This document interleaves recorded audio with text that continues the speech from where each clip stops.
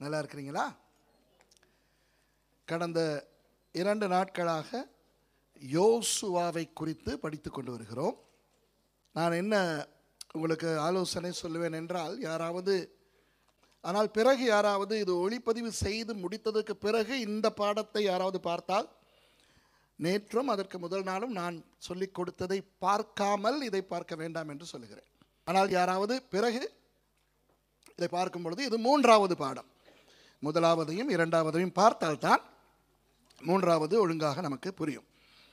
நான் யோசுவாவை பற்றி கற்றுக் கொடுத்து கொண்டு வருகிறேன். யோசுவா புத்தகத்தை அல்ல, யோசுவா என்ற அந்த நபரை பற்றி. நான் முதலாம் நாள் யோசுவாவை பற்றி பேசும் பொழுது அவர் நமக்கு அறிமுகமான சந்தர்ப்பத்தை நான் எடுத்து காண்பித்தேன். அது என்ன? யாத்ராகமம் 17வது அதிகாரத்திலே யோசுவா முதலாக நமக்கு அறிமுகமாவதே ஒரு யுத்த வீரனாக. மோசே யோசுவாவுக்கு சொல்லுகிறார், ரெவிதி மேலே வைத்து அமலேக்கியர்கள் யுத்தம் செய்ய வந்திருக்கிறார்கள்.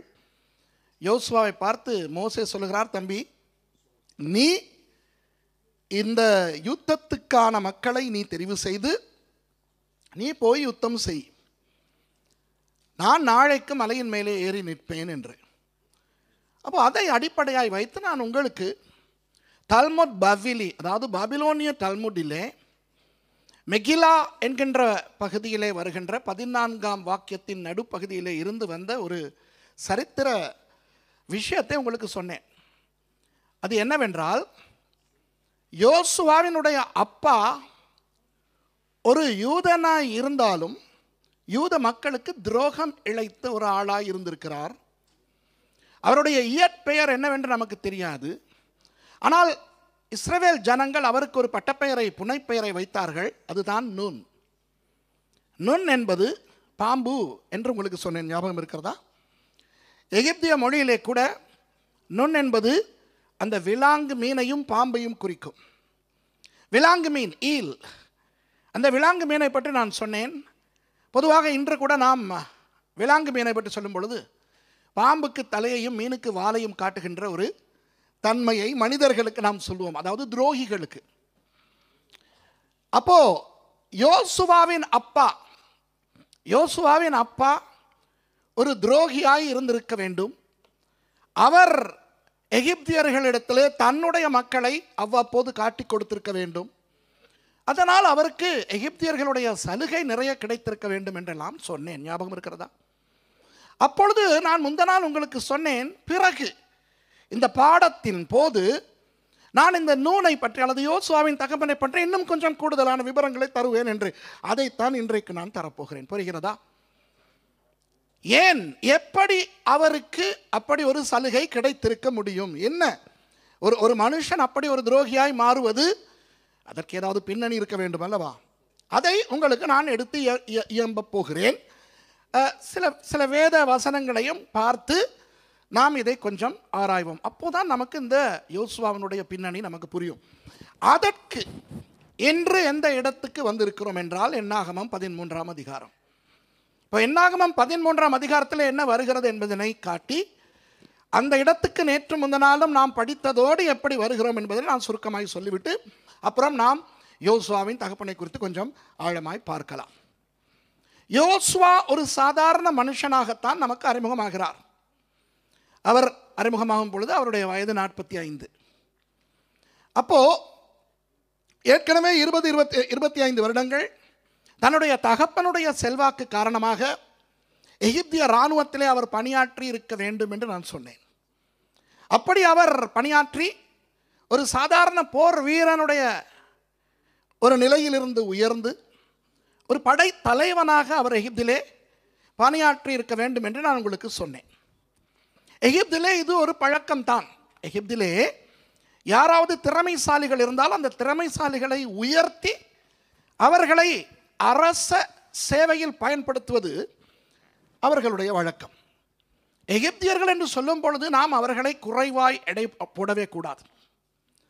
எகிப்தியர்கள், பண்டைய எகிப்தியர்கள் மிகவும் திறமையானவர்கள், பயங்கர அறிவாளிகள். இன்று கூட நீங்கள் எகிப்திலே பார்த்தால் லக்சரிலையா இருக்கட்டும், அலெக்சாண்ட்ரியாவிலையா இருக்கட்டும், கைரோவிலையா இருக்கட்டும், மெம்பிஸ்லையா இருக்கட்டும், பல இடங்களிலே இன்று கூட எகிப்தியலாளர்கள், எஜிப்டாலஜிஸ்ட்ஸ் அகழ்வாராய்ச்சிகளை மேற்கொள்ளும் பொழுது ஆச்சரியப்படத்தக்க விதமான விஷயங்களை அவர்கள் தோண்டி எடுக்கின்றார்கள். இந்த மமிஃபிகேஷன் என்று கேள்விப்பட்டிருப்பீர்கள். மரித்தவர்களுடைய உடம்புகளை பாதுகாக்கின்ற அந்த உத்தி எகிப்திலே 3000-4000 ஆண்டுகளுக்கு முன் இறந்து போனவர்களுடைய உடல்கள் கூட அப்படியே பாதுகாப்பாக இருக்கக்கூடிய அளவுக்கு அவர்கள் அந்த மூலிகைகள் கண்டுபிடித்த மக்கள். உலக சரித்திரத்திலே முதல் அறுவை சிகிச்சை, ஆபரேஷன், சர்ஜரி நடத்தினவர்கள் எகிப்திய மருத்துவர்கள் என்று உலக சரித்திரம் சொல்லுகிறது. இன்றைக்கு கூட நீங்கள் கைரோ நூதன சாலைக்கு போனீர்களானால், கைரோ மியூசியத்துக்கு போனீர்களானால், அந்த சத்திர சிகிச்சை எப்படி செய்யப்பட்டது என்று விளக்கி படங்கள் மாத்திரமல்ல, பொம்மைகள் கூட செய்து அவர்கள் காட்டுகிறார்கள் இப்படித்தான் அறுவை சிகிச்சை நடந்தது என்று. அந்த அளவு முன்னேற்றம் அடைந்த ஒரு நாகரிகம் அந்த எகிப்திய நாகரிகம். அது மாத்திரமல்ல, நைல் நதியிலே விளைகின்ற ஒருவித நாணல், அந்த புல்லை பயன்படுத்தி பேப்பிரஸ் என்று சொல்லுகின்ற ஒரு எழுதும் பத்திரிகை போன்ற ஒன்றை உருவாக்கினவர்கள் அந்த எகிப்தியர்கள். நமது பரிசுத்த வேதாகமம் கூட முதல் எழுதப்பட்டது அந்த எகிப்திய பேப்பிரஸிலே. ஆகவே எகிப்தியர்கள் என்று சொல்லும் பொழுது அவர்கள் லேசுப்பட்டவர்கள் கிடையாது. பிரமிடுகளை கட்டினவர்கள் அவர்கள், நைல் நதியிலே வியாபாரம் செய்தவர்கள் அவர்கள், விவசாயம் பயங்கரமான முறையிலே செய்தவர்கள், மிகவும் முன்னேற்றம் அடைந்தவர்கள். அவர்களுடைய முன்னேற்றத்துக்கு பல காரணங்கள் உண்டு. அவற்றில் ஒன்று, வெளி தேசத்தவர்களுடைய அறிவையும் இவர்கள் முடிந்த அளவு பயன்படுத்தினார்கள். நமக்கு இது யோசேப்பின் கதையில தெரியும். பிறகு யோசேப்பை பற்றி இன்னும் கொஞ்சம் ஆழமாய் பார்க்க போகிறோம். யோசேப்பு ஒரு அடிமையாக போர்த்திபாரனுடைய வீட்டுக்கு விற்கப்பட்டான். அப்புறம் போர்த்திபாரனுடைய மனைவியின் சூழ்ச்சியினால் யோசேப்பு சிறைக்கு அனுப்பப்பட்டார். ஆனால் அங்கு 2 பேர் சொப்பனம் கண்டு அந்த சொப்பனங்களுக்கு இவர் அர்த்தம் கொடுத்து, அதன் விளைவாக பார்வோன் கண்ட ஒரு சொப்பனத்துக்கு அர்த்தம் சொல்ல யோசேப்பு அழைக்கப்படுகிறார். அப்படி அழைக்கப்பட்ட யோசேப்பினுடைய அறிவை பார்த்து வியந்த பார்வோன், இவன் ஒரு அந்நியன் என்று பார்க்காமல், இவன் எங்களுடைய ஒரு எகிப்திய வீட்டில் இருந்த வேலைக்காரன் என்று பார்க்காமல், இவனுக்கு எதிரான குற்றச்சாட்டு உண்மையானதா இல்லையா என்று கூட ஆராயாமல், உடனே அந்த யோசேப்பை உயர்த்தி தனக்கு அடுத்தபடியாக ஏற்படுத்தினான் அந்த பார்வோன். அதிலிருந்து என்ன விளங்குகிறது? இவர்கள் பிற தேசத்தவர்களுடைய அறிவை பயன்படுத்தினார்கள் என்று. நீங்கள் யூடியூபில் இருக்கிறது, நான் யோபுவை பற்றி சொல்லிக் கொடுத்த பாடங்கள். யோபுவை குறித்து மிகவும் ஆழமாக எங்களுடைய மலேசியா வேதாகம கல்லூரியிலே நான் கற்றுக் கொடுத்ததை ஒளிப்பதிவு செய்து அப்படியே போட்டிருக்கிறோம். இந்த ரெக்கார்டிங் குவாலிட்டி அவ்வளோ நன்றாக இல்லை, இருந்தாலும் அதை நீங்கள் பார்த்தால் அதிலே நான் சொல்லுவேன் எப்படி கோஃபு என்கின்ற பார்வோன் யோபு என்கின்ற மனுஷனுடைய உதவியை நாடி அந்த யோபின் உதவியால் தான் பிரமிடுகளை கட்டினார் என்று. கோஃபு மன்னன், அவருடைய மகனாகிய கோஃப்ரா, அவர்களுடைய அந்த கோஃப்ரானுடைய மகனாகிய மகாரின, இவர்கள் அந்த பிரமிடுகளை கட்டினது யோபுவினுடைய உதவியால் என்று. இப்படி பிற தேசத்தவர்களது உதவியில் இவர்கள் பல விடயங்களை செய்தவர்கள். புரிகிறதா? ஆக அப்படி இருக்கும் போது இந்த யோசுவாவினுடைய அப்பா நூன் தன்னுடைய மக்களாகிய இந்த அடிமைகளாய் இருக்கும் இஸ்ரவேலர்களை, எகிப்தியர்களை மேய்ப்பதற்கு அல்லது அவர்களை காட்டிக் கொடுப்பதற்கு, அவர்களுடைய குறைபாடுகளை சொல்லிக் கொடுப்பதற்கு வினையும் பொழுது அந்த எகிப்தியர்கள் அந்த நூனுக்கு ஒத்தாசை புரிந்திருப்பது ஒன்றும் ஒரு புதிதான ஒரு விடயம் அல்ல. புரிகிறதா? ஆனால் நான் அதை உங்களுக்கு இன்னும் கொஞ்சம் விளக்கப் போகிறேன். சரி, இப்போ நாம் யோசுவாவை பற்றி படிக்கும்பொழுது எப்படிப்பட்ட ஒரு மனுஷனை பார்க்கிறோம்? ஒரு துரோகியின் மகன். ஒரு துரோகியின் மகன், ஆனால் ஒரு நல்ல மனுஷன், ஒரு வீரன். அந்த வீரன் ஒரு சாதாரண மனுஷனாய் இருந்து ஒரு ஆவிக்குரிய மனுஷனாய் பரிணமிக்கின்றார். நேற்று அதை பார்த்தோம், ஞாபகம் இருக்கிறதா? எங்கே சொல்லுங்கள் பார்க்கலாம். எப்படி அவருடைய முதல் அனுபவம் என்ன? ரெவிதீமிலே அமலேக்கியர்களோடு யுத்தம் செய்ய நீ ஆட்களை தெரிவு செய்து கொண்டு நீ அவர்களோடு யுத்தம் பண்ணு என்று மோசே சொன்ன பொழுது இது தன்னால் செய்ய முடியும் என்ற விசுவாசம். முதலாவது அவருக்கு என்ன இருந்தது? விசுவாசம். நம்ப முடியாத, அனுபவம் இல்லாத ஒரு சூழ்நிலை. நேற்று இதை பார்த்தோம் அல்லவா? விசுவாசம் இருந்தது. அந்த விசுவாசத்தின் அடிப்படையிலே அவர் என்ன செய்தார்? இரண்டாவது, கீழ்ப்படிந்தார். அவர் கீழ்ப்படிந்ததனால் வெற்றி கிடைத்தது. அவருடைய பெயரில் வெற்றி வந்ததாக வேதம் சொல்லுகிறது. அப்படித்தானே? மோசே ஜெயித்தான் என்று சொல்லாமல் யோசுவா ஜெயித்தான். ஆனால் மூன்றாவதாய் அவருடைய வாழ்க்கையில் நாம் பார்க்கின்ற அருமையான ஒரு தகைமை என்ன? தாழ்மை. அவர் கடைசி வரை மோசேயின் ஊழியக்காரனாய் இருக்க அவர் விரும்பினார். அதற்கு பிறகு நாம் பார்க்கிறோம், உறுதியாய் தரித்திருக்கிறார். ஓரேபுக்கு மோசையோடு போகும் பொழுது கீழே மக்களோடும் இல்லை, மேலே மோசையோடும் இல்லை. நடுவிலே அப்படி ஒரு கைவிடப்பட்ட சூழ்நிலையில் என்ன நடக்கப் போகிறது? என் தலைவர் மேலே போனார், அவருக்கு என்ன ஆயிற்றோ தெரியவில்லை. அவர் வருவாரா? அப்படி வருவதா என்றால் எப்பொழுது வருவார்? என்ன நடக்கும் என்று தெரியாமல், ஆனால் அசையாமல் அவர் திட்டமாய் நின்றார். ஸ்டெட்ஃபாஸ்ட்னஸ். அடுத்தது நாம் பார்த்தோம், ஆசரிப்பு கூடாரத்தை பாளையத்தில் இருந்தே தேவன் அகற்றி விட்டார். இஸ்ரவேலுக்கு உள்ளிருந்து தேவனுடைய பிரசனமாகிய மிஷ்கான் என்று சொல்லுகின்ற ஆசரிப்பு கூடாரம் பாளையத்துக்கு வெளியே போனது. இஸ்ரவேல் மக்களுக்கு கூட இனி அந்த ஆசரிப்பு கூடாரத்துக்கு போகின்ற அனுமதி அந்த நேரம் கிடைத்திருக்கவில்லை. மோசே மாத்திரம் போனார்.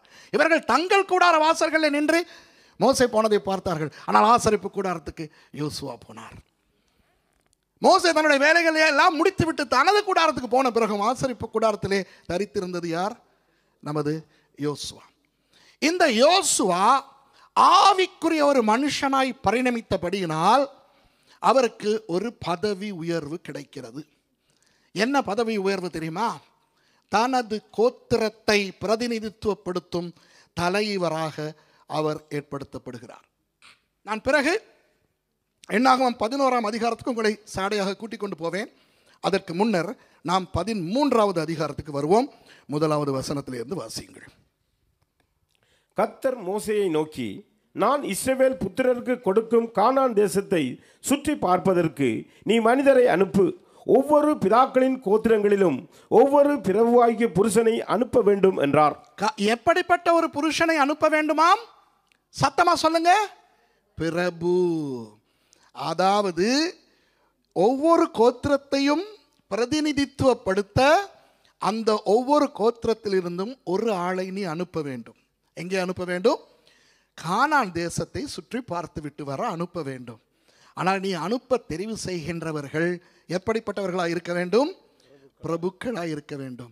யோசுவா பிரபுவாய் உயர்த்தப்பட்டிருக்கிறார். எப்படி தெரியுமா? வாசியுங்கள், அவர்களுடைய நாமங்களை வாசியுங்கள். மோசே கர்த்தருடைய வாக்கின்படியே அவர்களை பாரான் வனாந்தரத்திலிருந்து அனுப்பினான். கவனிங்கள். அந்த மனிதர் யாவரும் இஸ்ரவேல் புத்திரரின் தலைவர்கள். வாவ்! பிரபுக்கள் மாத்திரமல்ல, அவர்கள் யார்? தலைவர்கள். எங்க வாசிங்க, நாமங்களை வாசிங்க. அவர்களுடைய நாமங்கள் ஆவன: ரூபன் கோத்திரத்தில் சக்கூரின் குமாரன் சமுவா, சிமியோன் கோத்திரத்தில் ஓரியின் குமாரன் சாப்பாத், யூதா கோத்திரத்தில் எப்புனேயின் குமாரன் காலேப். பிறகு இந்த யூதாவை கோத்திரத்தின் எப்புனேயின் குமாரன் காலேபை பற்றி பேசுவோம். இசக்கார் கோத்திரத்தில் யோசேப்பின் குமாரன் ஈகால். இது நமக்கு தெரிந்த அந்த யோசேப் அல்ல, யாக்கோபின் மகன் யோசேப் அல்ல, இது வேறொரு யோசேப்பு.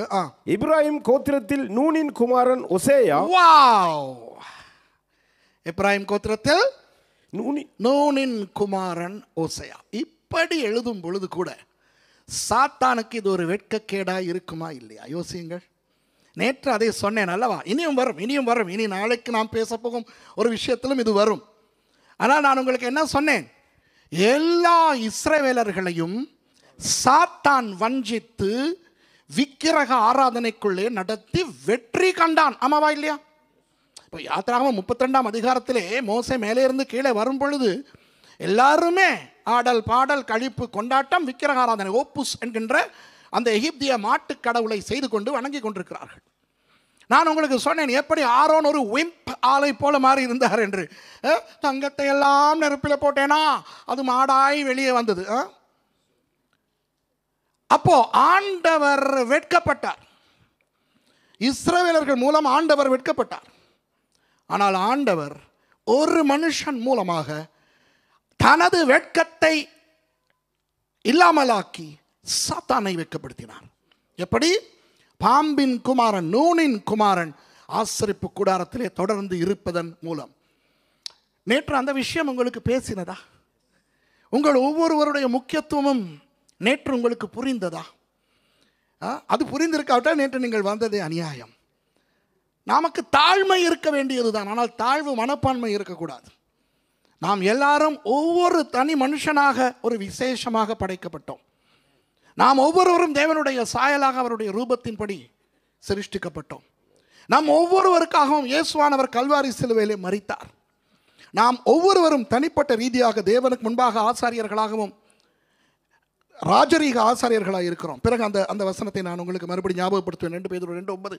பிறகு அது வர வேண்டும் நாம் ஒரு சந்தர்ப்பத்தில். ஆகவே தனிப்பட்ட ரீதியாய் நாம் நடந்து கொள்ளுகிற விதத்தில் தேவன் மகிமைப்படவும் வேண்டும், சாத்தான் வெட்கப்படவும் வேண்டும். இன்று கிறிஸ்தவர்கள் ஒரு சிறுபான்மை தான், ஒரு கொஞ்சம் பேர் தான். இந்த பிரான்சில் எத்தனை கிறிஸ்தவர்கள் இருக்கிறார்கள்? சரி, இலங்கையர்களாகிய உங்களிடத்தில் கேட்கிறேன், இலங்கையிலே எத்தனை சதவீதம் கிறிஸ்தவர்கள் இருக்கிறோம்? இந்தியர்களாகிய உங்களிடத்தில் கேட்கிறேன், இந்தியாவில் எத்தனை சதவீத கிறிஸ்தவர்கள் இருக்கிறோம்? இந்த உலகத்தில் எத்தனை சதவீத கிறிஸ்தவர்கள் உண்மை கிறிஸ்தவர்களாக இருக்கிறோம்? பெரும்பான்மையினர் தேவனை வெட்கப்படுத்துகிறார்கள், சாத்தானை மகிமைப்படுத்தி. நாம் சிறுபான்மையினராக இருந்தாலும் நாம் நூனின் குமாரர்களைப் போல நாம் தேவனை மகிமைப்படுத்தி சாத்தானை வெட்கப்படுத்துகின்றவர்களாக இருக்கிறோம். விளங்குதா? நாம் ஒவ்வொருவரும் ஆண்டவருக்கு முன்பாக நிற்கின்ற அந்த நிலை தேவனை மகிமைப்படுத்துகிறது. சரி, இப்போ இந்த தடவையும் ஆண்டவர் வெட்கப்படுத்துகிறார் சாத்தானை. எப்படி? ஒவ்வொரு கோத்திரத்துக்கிலிருந்தும் பிரபுக்களை தெரிவு செய்கிறார்கள். யோசுவா பிரபுவா? இல்லை. ஆனால் ஒரு சாதாரண மனுஷனாக, சாதாரண வீரனாக இருந்த மனுஷன் ஒரு பிரபு என்கின்ற நிலைக்கு வந்திருப்பது சாத்தானுக்கு வெட்கம் உண்டா இல்லையா? கோத்திர தலைவர்கள் என்றால் அவர்கள் வயது முதிர்ந்தவர்களாக இருக்க வேண்டும், அனுபவசாலிகளாக இருக்க வேண்டும். இவர்கள் எல்லாருமே வயது முதிர்ந்தவர்கள், 2 பேரை தவிர. அந்த 2 பேரும் யார்? காலேபும் யோசுவாவும். இந்த 2 பேர் மாத்திரம் தான் வாலிபர்கள் பட்டியலிலே வரக்கூடியவர்கள். அந்த 2 பேருக்குமே கிட்டத்தட்ட ஒரே வயது, 40-45. அந்த 2 பேருக்குமே. நான் பிறகு காலேபை பற்றி பேசுகிறேன். யார் அவர்? எப்புன்னே என்றால் யார்? யார் காலேப் என்று நான் உங்களுக்கு பேசுகிறேன். பயங்கர ஆசீர்வாதமாக இருக்கும் நமக்கு அது. ஆனால் இப்போ யோசுவாவை பற்றி மாத்திரம் பார்ப்போம். யோசுவா நூனின் குமாரன். பாருங்கள், அவருடைய பெயருக்கும் அவருடைய இப்பொழுது கிடைத்திருக்கும் தகுதிக்கும் சம்பந்தமே இல்லை. இது உண்மையா இல்லையா? நான் என்னை பற்றி சொன்னேன். நான் ஏன் பெயரை மாற்றவில்லை என்று சொன்னேன். எனக்கு என் பெயரை மாற்றுவது ஒன்றும் கஷ்டம் அல்ல, இல்லையா? சட்டப்படி கூட பெயரை மாற்றலாமே. சுரேஷ், செல்வகுமரன், ராமச்சந்திரன். அதை ஏன் எஸ்ரா என்று என்னால் மாற்ற முடியாது? முடியும்.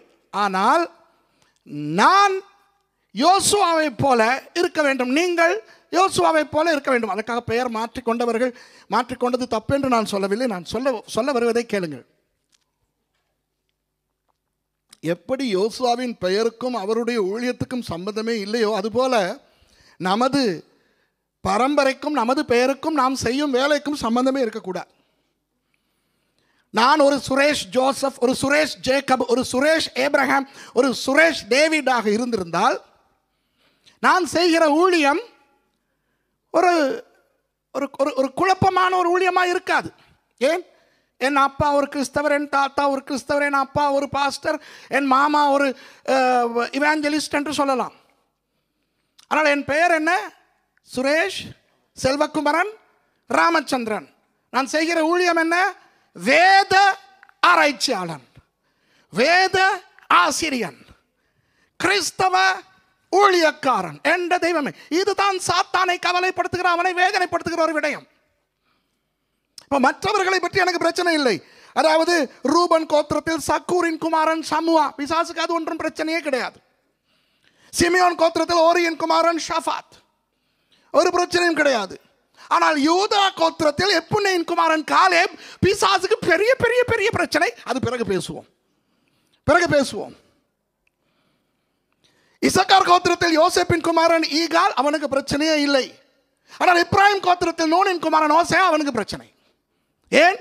ஐயா என்னுடையவன், ஐயா என்னுடையவன், ஐயா பாம்பின் குமாரன், பாம்பின் குமாரன் நான் தான் ஐயா பாம்பு, என் குமாரன் எனக்காக படம் எடுக்க வேண்டியவன் இன்றைக்கு எனக்கு எதிராய் நின்றிருக்கிறானே. விளங்குதா உங்களுக்கு? விளங்குதா? இப்போ நான் உங்களுக்கு சொல்ல போகிறேன் எப்படி இந்த நூன் என்கின்ற மனுஷன் எகிப்திய அரசர்களோடு பார்வோனோடு நல்ல பெயர் வாங்கினான், எப்படி அவன் எகிப்தியர்களுக்கு தன் இனத்தை காட்டி கொடுக்கக்கூடிய ஒரு நிலைக்கு வந்தான் என்று பார்ப்போமா? சரி, யோசேப்பிலிருந்து தொடங்க வேண்டும். யோசேப்பிலிருந்து தொடங்க வேண்டும் இந்த சம்பவத்தை. இப்போ யோசேப்பு போர்த்திபாரின் வீட்டிலே ஒரு அடிமை வேலைக்காரனாக இருந்தார். ஞாபகம் இருக்கிறதா? போர்த்திபாரின் வீட்டிலே நன்றாக உயர்த்தப்பட்டார். போர்த்திபாரின் மனைவி யோசேப்போடு தகாத உறவிலே ஈடுபட முயற்சி செய்யும் பொழுது, யோசேப்பு ஒரு நல்ல மனுஷன், தேவ பக்தி உள்ள மனுஷன். அவர் முடியாது என்று அவர் ஓடும் பொழுது மேலங்கி அவள் கையில் அகப்படுகிறது. அவள் சூட்சுமம் செய்து பொய் குற்றச்சாட்டை இவன் மேல் போட்டு, யோசேப்பின் மேல் போட்டு யோசேப்பை சிறைக்கு அனுப்புகிறாள். அந்த சிறையிலே 2 பேர் சொப்பனம் காணுகிறார்கள். உங்களுக்கு தெரியும். அதிலே ஒருவனுடைய சொப்பனத்தின்படி அவன் சாக வேண்டும், இன்னொருவனுடைய சொப்பனத்தின்படி அவன் உயர்த்தப்பட வேண்டும். அவன் அந்த கொலை செய்யப்படுகிறவன் கொலை செய்யப்படுகிறான், உயர்த்தப்படுகிறவனும் உயர்த்தப்படுகிறான். அப்புறம் என்ன நடக்கிறது? பார்வோன் ஒரு குதர்க்கமான ஒரு சொப்பனத்தை காணுகிறான். அதனுடைய அர்த்தம் விளங்கவில்லை பார்வோனுக்கு. அப்பொழுதுதான் அந்த பானபாத்திரக்காரனுக்கு ஞாபகம் வருகிறது, அடடா, நான் சொப்பனம் கண்ட பொழுது சிறையிலே ஒருவன் இருந்தானே, என் சொப்பனத்துக்கு அர்த்தம் சொன்னானே, அது நடந்ததே என்று அவன் பார்வோனுக்கு சொல்ல, யோசேப்பு அழைக்கப்பட யோசேப்பு அந்த சொப்பனத்துக்கு அர்த்தம் தெரிவிக்கிறார். வாருங்கள் போவோம் ஆதியாகமம் 41வது அதிகாரத்துக்கு. அங்கே என்ன நடக்கிறது என்று பார்த்தால், இந்த யோசேப்பு அந்த பார்வோனுடைய சொப்பனத்தை விளக்கப்படுத்தின பிறகு பார்வோன் என்ன சொல்லுகிறார் என்று பார்ப்போம். 39வது வசனத்தில் இருந்து 38 இருந்து வாசிப்போம். அப்பொழுது பார்வோன் தன் ஊழியக்காரரை நோக்கி, தேவ ஆவியை பெற்ற இந்த மனுஷனைப் போல வேறொருவன் உண்டோ என்றான். யோசேப்பை குறித்து பார்வோன் பேசுகிறார். பின்பு பார்வோன் யோசேப்பை நோக்கி, தேவன் இவை எல்லாவற்றையும் உனக்கு வெளிப்படுத்தி இருக்கிறபடியால் உன்னை போல விவேகமும் ஞானமும் உள்ளவன் வேறொருவனும் இல்லை. நீ என் அரண்மனைக்கு அதிகாரியாக இருப்பாய். வா வா வா யோசேப்பு யாராம்? பார்வோனுடைய அரண்மனைக்கு அதிகாரி. உன் வாக்கின்படியே என் ஜனங்கள் எல்லாரும் அடங்கி நடக்க கடவர்கள். சிங்காசனத்தில் மாத்திரம் உன்னிலும் நான் பெரியவனாய் இருப்பேன் என்றான். பிரதம மந்திரி பார்வோனுக்கு அடுத்தபடியாக யோசேப்பு.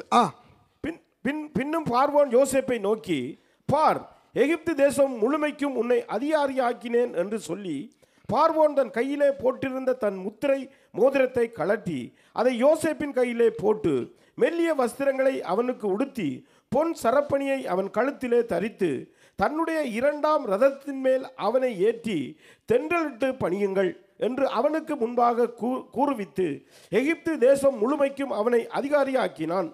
பின்னும் பார்வோன் யோசேப்பை நோக்கி, நான் பார்வோன், ஆனாலும் எகிப்து தேசத்தில் உள்ளவர்களில் ஒருவனும் உன் உத்தரவு இல்லாமல் தன் கையையாவது தன் காலையாவது அசைக்க கூடாது என்றான். கொஞ்சம் இருங்க, முக்கியமானது அடுத்த வசனம். அதற்கு முன்னே ஒரு விஷயத்தை சொல்லுகிறேன். இப்போ யோசேப்பு எந்த அளவு உயர்த்தப்படுகிறார் என்று உங்களுக்கு தெரிகிறது அல்லவா? இது ஏற்கனவே உங்களுக்கு தெரிந்ததுதான், வசனத்திலே வாசித்து மறுபடியும் ஞாபகப்படுத்திக் கொள்ளுகிறோம், அவ்வளவுதான். ஆனால் பிறகு இந்த இஸ்ரவேலர்கள் அடிமைப்படுத்தப்பட்டது ஏன்? யோசேப்பை அறியாத ஒரு பார்வோன் தோன்றினான். சரியா? யோசேப்பை அறியாத. ஆனால் இப்போ நான் உங்களிடத்தில் ஒரு பௌதீக கேள்வி ஒன்று கேட்க போகிறேன். Biological question. சரியா? இப்போ வெள்ளைக்காரர்களும் இந்தியர்களும் அல்லது வெள்ளைக்காரர்களும் இலங்கையர்களும் திருமணம் செய்த சம்பவங்கள் நடந்தது உண்டா இல்லையா? இலங்கையிலே 1505ஆம் ஆண்டு போர்த்துகேயர்கள் வந்தார்கள். அந்த போர்த்துகேயரில் சிலர் இலங்கையர்களை திருமணம் செய்தார்கள். அதிகமான போர்த்துகேய ஆண்கள் சில இலங்கை பெண்களை திருமணம் செய்தார்கள். ஓகே, அவர்களுக்கு நாங்கள் போர்ச்சுகல் பர்கர்ஸ் அல்லது லிஸ்பன் பர்கர்ஸ் என்று சொல்லுகிறோம். அப்படி ஒரு கூட்டம் இலங்கையில் இருக்கிறார்கள். பார்த்திருக்கிறீர்களா? பரங்கியர்கள் என்று சொல்லுவோமே. 1658 ஆண்டு ஒல்லாந்தர்கள் நெதர்லாந்திலிருந்து வந்தார்கள் இலங்கைக்கு. போர்த்துகேயர்களை அவர்கள் தோல்வியடைய செய்து அவர்கள் இலங்கையை கைப்பற்றினார்கள். அவர்களிலும் அநேகமான ஆண்கள் இலங்கை பெண்களை திருமணம் செய்தார்கள். ஒரு சில வெள்ளைக்கார பெண்கள் இலங்கை ஆண்களை திருமணம் செய்தார்கள். அவர்களுக்கு இலங்கையிலே இன்றும் பெயர் டச் பர்கர்ஸ். என்ன சாமான்? Touch burgers. இந்தியாவிலே இந்த போர்த்துகேயர்களுடைய ஒல்லாந்தர்களுடைய தாக்கம் இலங்கையின் அளவுக்கு இருக்கவில்லை. ஓகே, ஆனால் 1796 ஆங்கிலேயர்கள் வந்தார்கள் இலங்கைக்கு. ஆனால் இலங்கைக்கு வர முன்பு அவர்கள் எங்கே வந்தார்கள்? இந்தியாவுக்கு. எந்த பெயரில் வந்தார்கள்? பிரிட்டிஷ் ஈஸ்ட் இந்தியன் கம்பெனி என்ற பெயரில் வந்தார்கள். கல்கத்தா தான் அவர்களுடைய பிரதான நகரம். அப்படி இந்தியாவுக்கு வந்த வேலைக்காரர்களாகிய ஆங்கிலேயர்கள் அநேக ஆண்கள் இந்திய பெண்களை திருமணம் செய்தார்கள். சில பெண்கள் இந்திய ஆண்களை திருமணம் செய்தார்கள். அவர்களுடைய வம்சத்துக்கு என்ன பெயர்? Anglo Indians. ஆமாவா இல்லையா?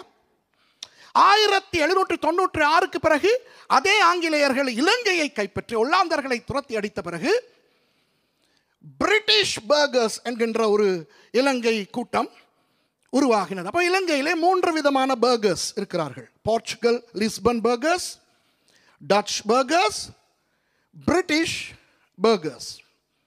ஓகேயா? அவர்களை நீங்கள் பார்த்திருக்கிறீர்களா? எப்படி இருப்பார்கள்? வெள்ளைக்கார வெள்ளையும் இருக்காது, நம்மை போல பிரவுனும் இருக்காது. ரெண்டுக்கும் இடையிலே இருப்பார்கள். ஆமாவா இல்லையா? பார்த்தால் தெரியும் இவன் 100% இலங்கையன் அல்ல அல்லது இந்தியன் அல்ல. அதே நேரம் 100% வெள்ளைக்காரனோ வெள்ளைக்காரியோ அல்ல. இரண்டுக்கும் இடைப்பட்டவர்கள். இப்போ இதெல்லாம் நடந்து எத்தனை நூற்றாண்டுகள் ஆனாலும் ஏறத்தாழ இந்த உருவ ஒற்றுமை இருக்குமா இல்லையா? சொல்லுங்கள். சரி, இப்போ ஆபிரகாம் எங்கிருந்து வந்தவர்? அவர் பாபிலோனிலிருந்து வந்தவர். ஆமாவா இல்லையா? ஊர் என்கின்ற கல்தேய தேசத்திலிருந்து வந்தவர். அவர்கள் எப்படி உருவ அமைப்பு கொண்டவர்கள்? வெள்ளைக்காரர்களை போல வெள்ளை இல்லாவிட்டாலும் நம்மை போல மாநிற நிறம் உள்ளவர்கள் அல்ல. நம்மை விட சிவந்த மேனியுடையவர்கள். இன்றைக்கு நீங்கள் ஈரானை பாருங்கள். இன்றைக்கு ஈரான் வேத காலத்து பெர்ஷியா, இன்றைய ஈராக் வேத காலத்து பாபிலோனியா. அப்போ இன்றைக்கு ஈராக்கிலே உள்ளவர்களை நீங்கள் பார்த்தால் ஆபிரகாம் எல்லாம் எப்படி இருந்திருப்பார்கள் என்று உங்களால் கணிக்க முடியும். ஈராக்கியர்களை பார்த்திருக்கிறீர்களா? வெள்ளைக்காரர்களைப் போல வெள்ளையும் இல்லை, நம்மை போல மாநிறமும் இல்லை, நம்மை விட சிவந்த மேனி உள்ளவர்கள். எகிப்து எந்த கண்டத்தை சேர்ந்தது? ஆப்பிரிக்கா கண்டத்தை சேர்ந்தது. பார்வோன்கள், போர்த்திப்பார்கள், எகிப்தியர்கள், பண்டைய எகிப்தியர்கள், இன்று வாழுகின்ற எகிப்தியர்கள் அல்ல. இன்று எகிப்திலே வாழுகிற எகிப்தியர்கள் அராபியர்கள். ஆனால் பண்டைய எகிப்தியர்கள் யார்? Very good. என்ன சொன்னீங்க? கருவல், கருப்பு. அவருடைய தலைமயிரெல்லாம் சுருள். இப்போ யோசேப்பு யாருடைய பேரன்? ஈசாக்கினுடைய பேரன், ஆபிரகாமினுடைய கொள்ளு பேரன். அப்போ அவருடைய உருவம் எப்படி இருக்கும்? ஈராக்கிலே இருக்கின்றவர்களைப் போல நம்மை விட சிவந்த மேனி உள்ள உருவம். ஓகேயா? அந்த யோசேப்பு ஒரு ஆப்பிரிக்க பெண்ணை திருமணம் செய்தால் யோசேப்புக்கும் அந்த பெண்ணுக்கும் பிறக்கிற பிள்ளை எப்படி இருக்கும்? யோசியுங்கள். முழுக்க யோசேப்பு மாதிரியும் இருக்காது, முழுக்க ஆப்பிரிக்க உருவமாயும் இருக்காது. இப்போ வாசிங்கள் அடுத்த வசனத்தை, 45வது வசனம். மேலும் பார்வோன் யோசேப்புக்கு சாப்நாத் பன்னேயா என்று பெயரை இட்டு ஓன் பட்டணத்து ஆசாரியனாகிய போத்திபிராவின் குமாரத்தாகிய ஆஸ்நாத்தை அவனுக்கு மனைவியாக கொடுத்தான். யோசேப்பு எகிப்து தேசத்தை சுற்றி பார்க்கும்படி புறப்பட்டான். யோசேப்பின் மனைவி யாராம்? எகிப்து தேசத்தை சேர்ந்த ஒரு பெண். அப்போ ஒரு கருவலா இல்லையா? சொல்லுங்க, யோசிங்க. முன்பு ஒரு முறை நான் இதே உங்கள் சபையிலே வைத்து நான் யோசேப்பை பற்றி பேசினேன், போர்த்திபாரை பற்றி பேசினேன். அதிலே நான் ஜோக்காக ஒன்றை சொன்னேன். ஜோக்காக போர்த்திபாரின் மனைவியின் உருவம் எப்படி இருக்கும் என்று எனக்கு தெரியுமா? யோசிங்க, எனக்கு தெரியுமா? அல்லது போர்த்திபாரின் மனைவியை எவனாவது வீடியோ எடுத்து டிக்டாக்கில் போட்டிருக்கிறானா? தெரியாது. நான் சும்மா ஒரு ஜோக்குக்கு சொன்னேன். பொதுவாக கருப்பினத்தவர்கள் குண்டாக, உயரமாக, பெரிதாகத்தான் இருப்பார்கள். பொதுவாக அப்படித்தான் இருப்பார்கள். நீங்கள் உண்மையான பண்டைய எகிப்திய அந்த என்ன சொல்றது ஓவியங்களை பார்க்க வேண்டும். பண்டைய உண்மையான ஓவியங்களை. சும்மா அந்த வெள்ளைக்காரன் ஹாலிவுட்டிலே எகிப்திய சம்பந்தமான திரைப்படங்கள் எடுக்கிறானே, அதை பார்க்கக்கூடாது. 10 Commandments மோசேயினுடைய படம். மோசேயினுடைய 10 Commandments படத்தை எடுத்தவர்கள் ஹாலிவுட். அதிலே வருகிற பார்வோனும் வெள்ளைக்காரன், அதிலே வருகிற எல்லாருமே எகிப்தியர்கள் எல்லாரும் வெள்ளைக்காரர்கள். அது போய் உண்மையான அந்த பண்டைய ஓவியங்களை நீங்கள் எகிப்திய ஓவியங்களை பார்த்தால் உங்களுக்கு தெரியும், பெரிய உதடுகளோடு அந்த கருப்பு இனத்தவர்கள் என்றபடியால் அப்படி இருப்பார்கள். நான் சொன்னேன், ஒருவேளை இந்த யோசேப்பு இந்த கருப்பு பெரிய அந்த பொம்பளைக்கு பயந்து ஓடி இருப்பாரோ என்று நான் ஜோக்காக சொன்னேன். அதற்கு சில ஆவிக்குரிய ஜாம்பவான்கள் எனக்கு சாடு என்று யூடியூபில் என்னை சாடி இருந்தார்கள்.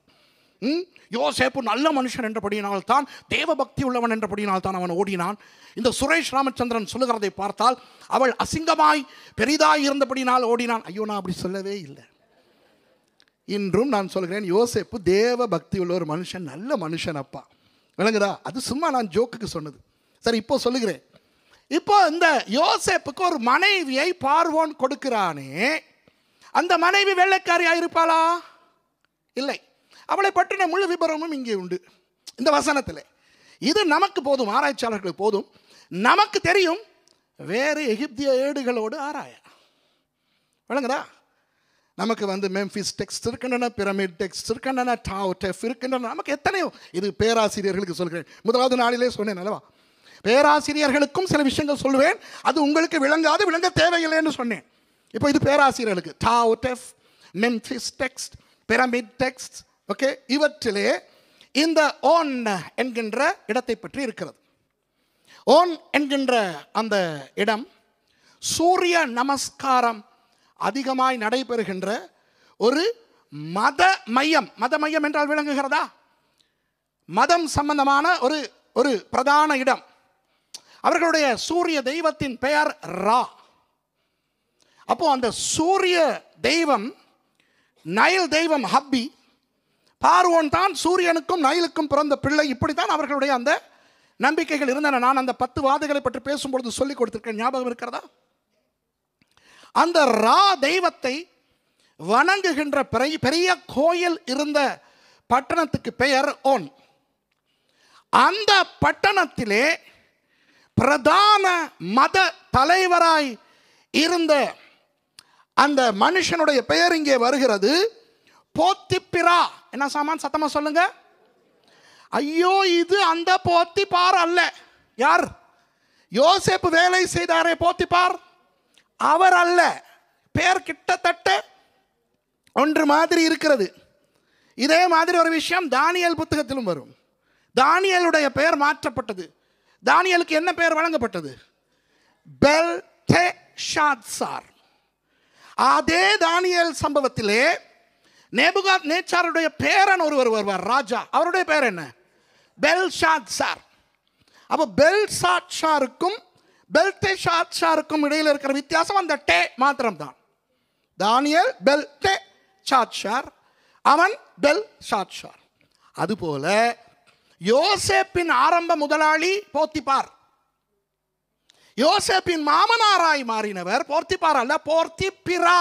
என்ன சாமா? போத்திப்பிரா. விளங்குதா? இவர் ஓன் என்கின்ற அந்த சூரிய தெய்வ எகிப்திய பட்டணத்து பிரதான ஆசாரியர், பார்வோனுக்கு தூரத்து உறவினர். ஆகவே ராஜரீக வம்சம். புரிகிறதோ? இப்போ அந்த ஆளுடைய மகளின் பெயர் இங்கே வருகிறது, அஸ்நாத். அஸ்நாத் என்றால் என்ன தெரியுமா? நாட் அல்லது நெய்ட் என்று சொல்லுகின்ற அந்த தேவதையின் மகள் என்று அர்த்தம். நன்றா கவனிங்க. நெய்ட் என்பது ஒரு எகிப்திய தெய்வம், பெண் தெய்வம். அந்த தெய்வத்தின் மகள் என்று இவளுக்கு பெயர். உங்களுக்கு தெரியுமா அந்த தெய்வம் எதற்கு தெய்வம் என்று? நெருப்புக்கு தெய்வம். ஓகே, நைட் என்கின்ற தேவதை எதனுடைய தெய்வமா? நெருப்புக்கு. அந்த தெய்வம் எதன் மூலம் அடையாளம் காட்டப்படுவாள் தெரியுமா? புதர் அல்லது செடி. ஹலோ, செடி செடி இருக்கிறதே. உங்களுக்கு தெரியுமா இந்த நைட் என்கின்ற தேவதையும் இந்த எகிப்தியர்களுக்கு மிக மிக முக்கியமான ஒரு பெண் தெய்வம்.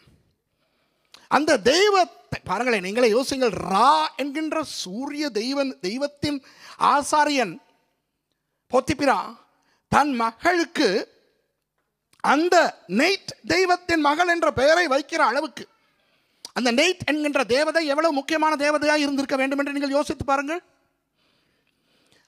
அந்த நம்பிக்கையை பார்த்து வளர்ந்தவர் தான் மோசே.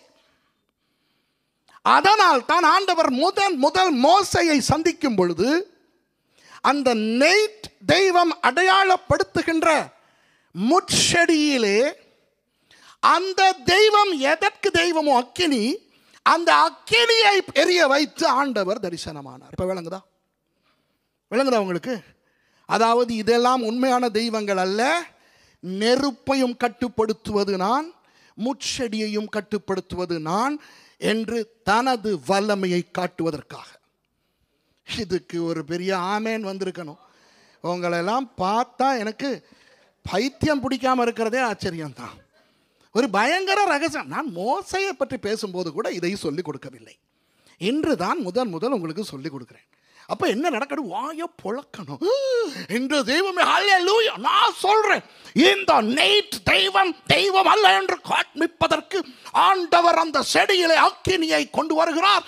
அந்த அக்கினி அந்த செடியை அவிக்கவில்லை. மோசே ஆடி போகிறார். நம்ம ஆளுக ஐயோ ஒன்று நான் சொல்றத நம்புறீங்களே இல்லை போல இருக்கு. அப்படி சில ஜந்துக்கள் இருக்குது, சிலது இருக்குது.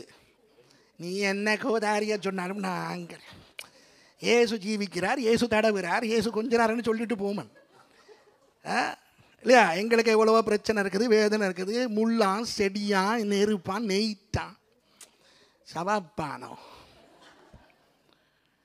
நிறைய விஷயங்கள் வேதத்தில் இந்த மாதிரியான விஷயங்கள் இருக்கின்றன. புரிகிறதா? சரி, அதை விடுவோமே. இப்போ போத்திபிராவின் மகள், இவளுடைய பெயரை இப்போ உங்களுக்கு நான் சொல்லிவிட்டேன். சரியா?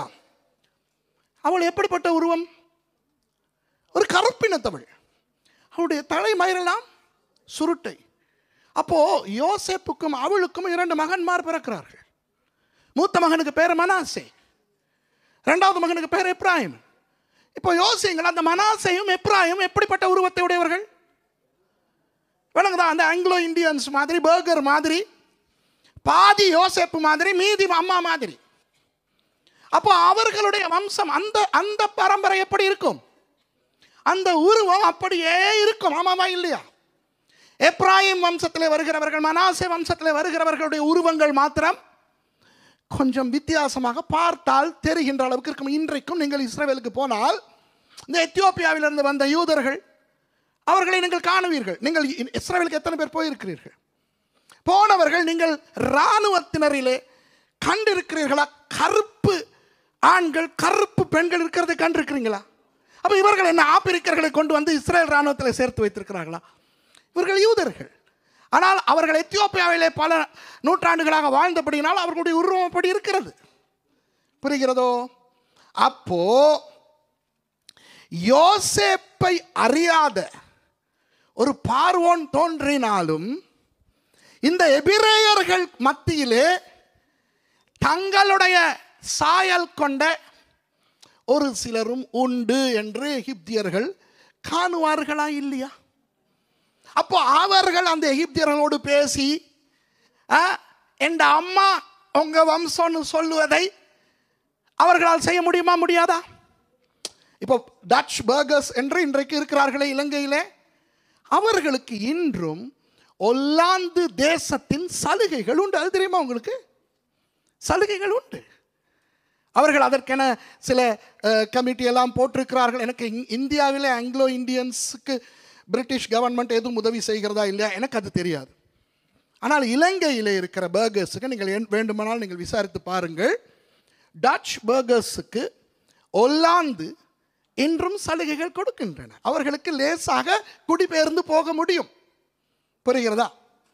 இப்போ இந்தியாவிலிருந்து இலங்கைக்கு வந்த தமிழர்கள் இருக்கிறார்களே, அவர்கள் இந்திய அரசாங்கத்துக்கு நிரூபித்தால் என்னுடைய அம்மா அல்லது அப்பா இந்தியாவிலே பிறந்தார் என்று இந்தியாவை விட்டு வெளி தேசத்தில் இருக்கின்ற இந்திய குடியுரிமை கொண்டவர்கள் என்ற ஒரு குடியுரிமை கொடுக்கப்படுகிறது. இந்த மாதிரி சலுகைகள் உண்டு. அதுபோல இந்த நூன் இருக்கிறானே, நூன் யோசுவாவின் அப்பா, அந்த ஆளினுடைய உருவம் இந்த ஆங்கிலோ இந்தியன் அல்லது இந்த பர்கர் மாதிரி பாதி இஸ்ரவேல் மீதி எகிப்து உருவம். இப்போ விளங்குதா?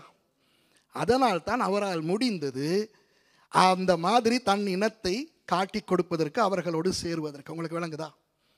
இப்போ இலங்கையிலே நான் வாழுகின்ற இந்த கண்டி, இந்த மாதிரியான சிங்களவர்கள் செறிந்து வாழும் பகுதியிலே இப்படிப்பட்ட சிங்கள தமிழ் மக்கள் திருமணம் செய்து அப்படி வாழுகின்ற குடும்பங்கள் உண்டு. அப்போ அந்த பிள்ளைகள் அம்மா சிங்களம் அப்பா தமிழ், அல்லது அம்மா தமிழ் அப்பா சிங்களம், இப்படிப்பட்டவர்களுக்கு இரண்டு பக்கங்களிலும் சலுகைகள் கொஞ்சம் அதிகமாக கிடைக்கும். புரிகிறதா? இப்படிப்பட்டவர்களுக்கு சிங்கள பாடசாலைகளிலே படிக்கலாம். என்னுடைய அண்ணன் திருமணம் செய்திருப்பது கூட ஒரு சிங்கள பெண். ஆகவே அண்ணனுடைய பிள்ளைகளுக்கு என் பிள்ளையை விட சிங்களவர்கள் மத்தியிலே அதிகமான செல்வாக்கு இருக்கும். இது இயற்கை. இதை சில பேர் துரோகம் என்பார்கள். அதற்கு நாங்கள் ஒன்றும் செய்ய முடியாது. இன்று அப்படித்தான். நீங்கள் இங்கே பிரான்சிலே நீங்கள் வாழுகிறீர்கள். யாராவது பிரெஞ்சுக்காரரை திருமணம் செய்தால் அதற்குரிய சில சலுகைகளும் கிடைக்கலாம். எனக்கு தெரியாது உங்கள் நாட்டு சட்டம். ஆனால் இப்போ உங்களுக்கு விளங்குகிறதா நூன் எப்படி அந்த சலுகையை பெற்றார் என்று? இன்னும் ஒரு விஷயத்தை, நமது பாடத்துக்கு சம்பந்தம் இல்லாத ஆனால் இந்த வசனத்துக்கு வந்து விட்டபடியினால் ஒரு விஷயத்தை நான் சொல்லி கொடுத்து விட்டு ஓடட்டுமா? என்னாகமம் 13க்கு யோசேப்பினுடைய பெயரை பாருங்கள்.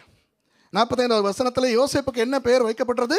சாப்நாத் பண்ணையா. சாப்நாத் பண்ணையா, அதாவது பண்ணையார் அல்ல, பண்ணையார் அல்ல, சாப்நாத் பண்ணையா. இது ஒரு எகிப்திய பெயர். வேதத்தில் டைப்பாலஜி இருக்கிறது தெரியுமா? டைப்பாலஜி, டைப் என்று சொன்னால் அடையாளம். இயேசுவுக்கு அடையாளம் காலேப். காலேபுக்கு வேணாம். ஆபேல் இயேசுவுக்கு அடையாளம் என்று நீங்கள் படித்திருக்கிறீர்கள், அப்படி தானே? ஈசாக்கு இயேசுவுக்கு அடையாளம் படித்திருக்கிறீர்கள் தானே? ஆபிரகாம் ஈசாக்கை பலியிட கொண்டு போனது அடையாளம். இப்படி இந்த அடையாளம் டைப்பாலஜி என்று சொல்வார்களே, அதிலே யோசேப்பும் ஒரு டைப்பாலஜி. உங்களுக்கு தெரியுமா இந்த பேரின் அர்த்தம் என்ன தெரியுமா? சாப்நாத் பண்ணையா என்றால் என்ன தெரியுமா? எகிப்திய மொழியிலே உயிர் உள்ள உணவு. எழுதிக்கிறீங்க, நிறைய பேர் எழுதிக்கிறீங்க. The food for life. Food for life. இதை வேறு விதத்தில் சொல்வதென்றால் ஜீவ அப்பம். வாவ்!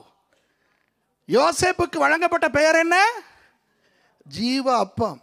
இயேசு என்ன சொல்லுகிறார் புதிய ஏற்பாட்டிலே? ஜீவ அப்பம் நானே. அப்போ யோசேப்பு அதற்கு ஒரு அடையாளமா இல்லையா? நாமும் எகிப்திலே வாழுகிறது போல தான் பாவ உலகத்திலே வாழுகிறோம், அப்படித்தானே? ஆனால் நம்மை மீட்க வந்த இயேசுவானவர் ஜீவ அப்பமாக நம்மை போஷித்து நம்மை தினசரி நடத்தி கொண்டு வருகிறார். ஆகவே நமக்கு பஞ்சம் கிடையாது. பாட்டு இருக்கிறது, வேத வசனத்திலே இருந்து எடுத்த பாட்டை ஃபாதர் அழகாக பாடி இருக்கிறார். சிங்க குட்டிகள் பட்டினி கிடக்கும், ஆனால் தேவனை தேடுகிறவர்களுக்கு குறையில்லை. ஆண்டவர் நம்மை போஷிக்கிறார், ஜீவ அப்பமாகிய இயேசு. சரி, இது டைப்பாலஜி. அப்போ இப்போ உங்களுக்கு விளங்குகிறது, விளங்கி இருக்க வேண்டும், எப்படி நூன் அந்த மாதிரி ஒரு துரோகியாய் மாற முடிந்தது என்று. எப்ராயிம், மனாசே, இந்த இரண்டு பேரினுடைய அம்மா எகிப்திய பெண், கருவள், தலைமயிரில் சுருள். ஆகவே அந்த எப்ராயிம் மனாசே கோத்திரத்தை சேர்ந்தவர்கள் அந்த காலத்திலே ஓரளவு அந்த எகிப்தியர்களுடைய சாயலையும் கொண்டிருந்தார்கள். அப்படியானால் யோசுவாவும் கிட்டத்தட்ட அந்த சாயலை கொண்டவராய் இருந்திருக்க வேண்டும். ஆமாவா இல்லையா? அப்போ கருப்பினத்தவர்கள் சும்மாவே அவர்களுடைய உடம்பு, அவர்களுடைய பாடி ஸ்டாச்சர் கொஞ்சம் உறுதியானதா இல்லையா? யோசிங்க. அப்போ அவர் நூனின் குமாரனாக அவர் எகிப்திய இராணுவத்திலே இருந்திருக்கக்கூடிய சாத்தியக்கூறுகள் அவருடைய உடல் அமைப்பிலே இருந்திருக்குமா இல்லையா? யோசியுங்கள்.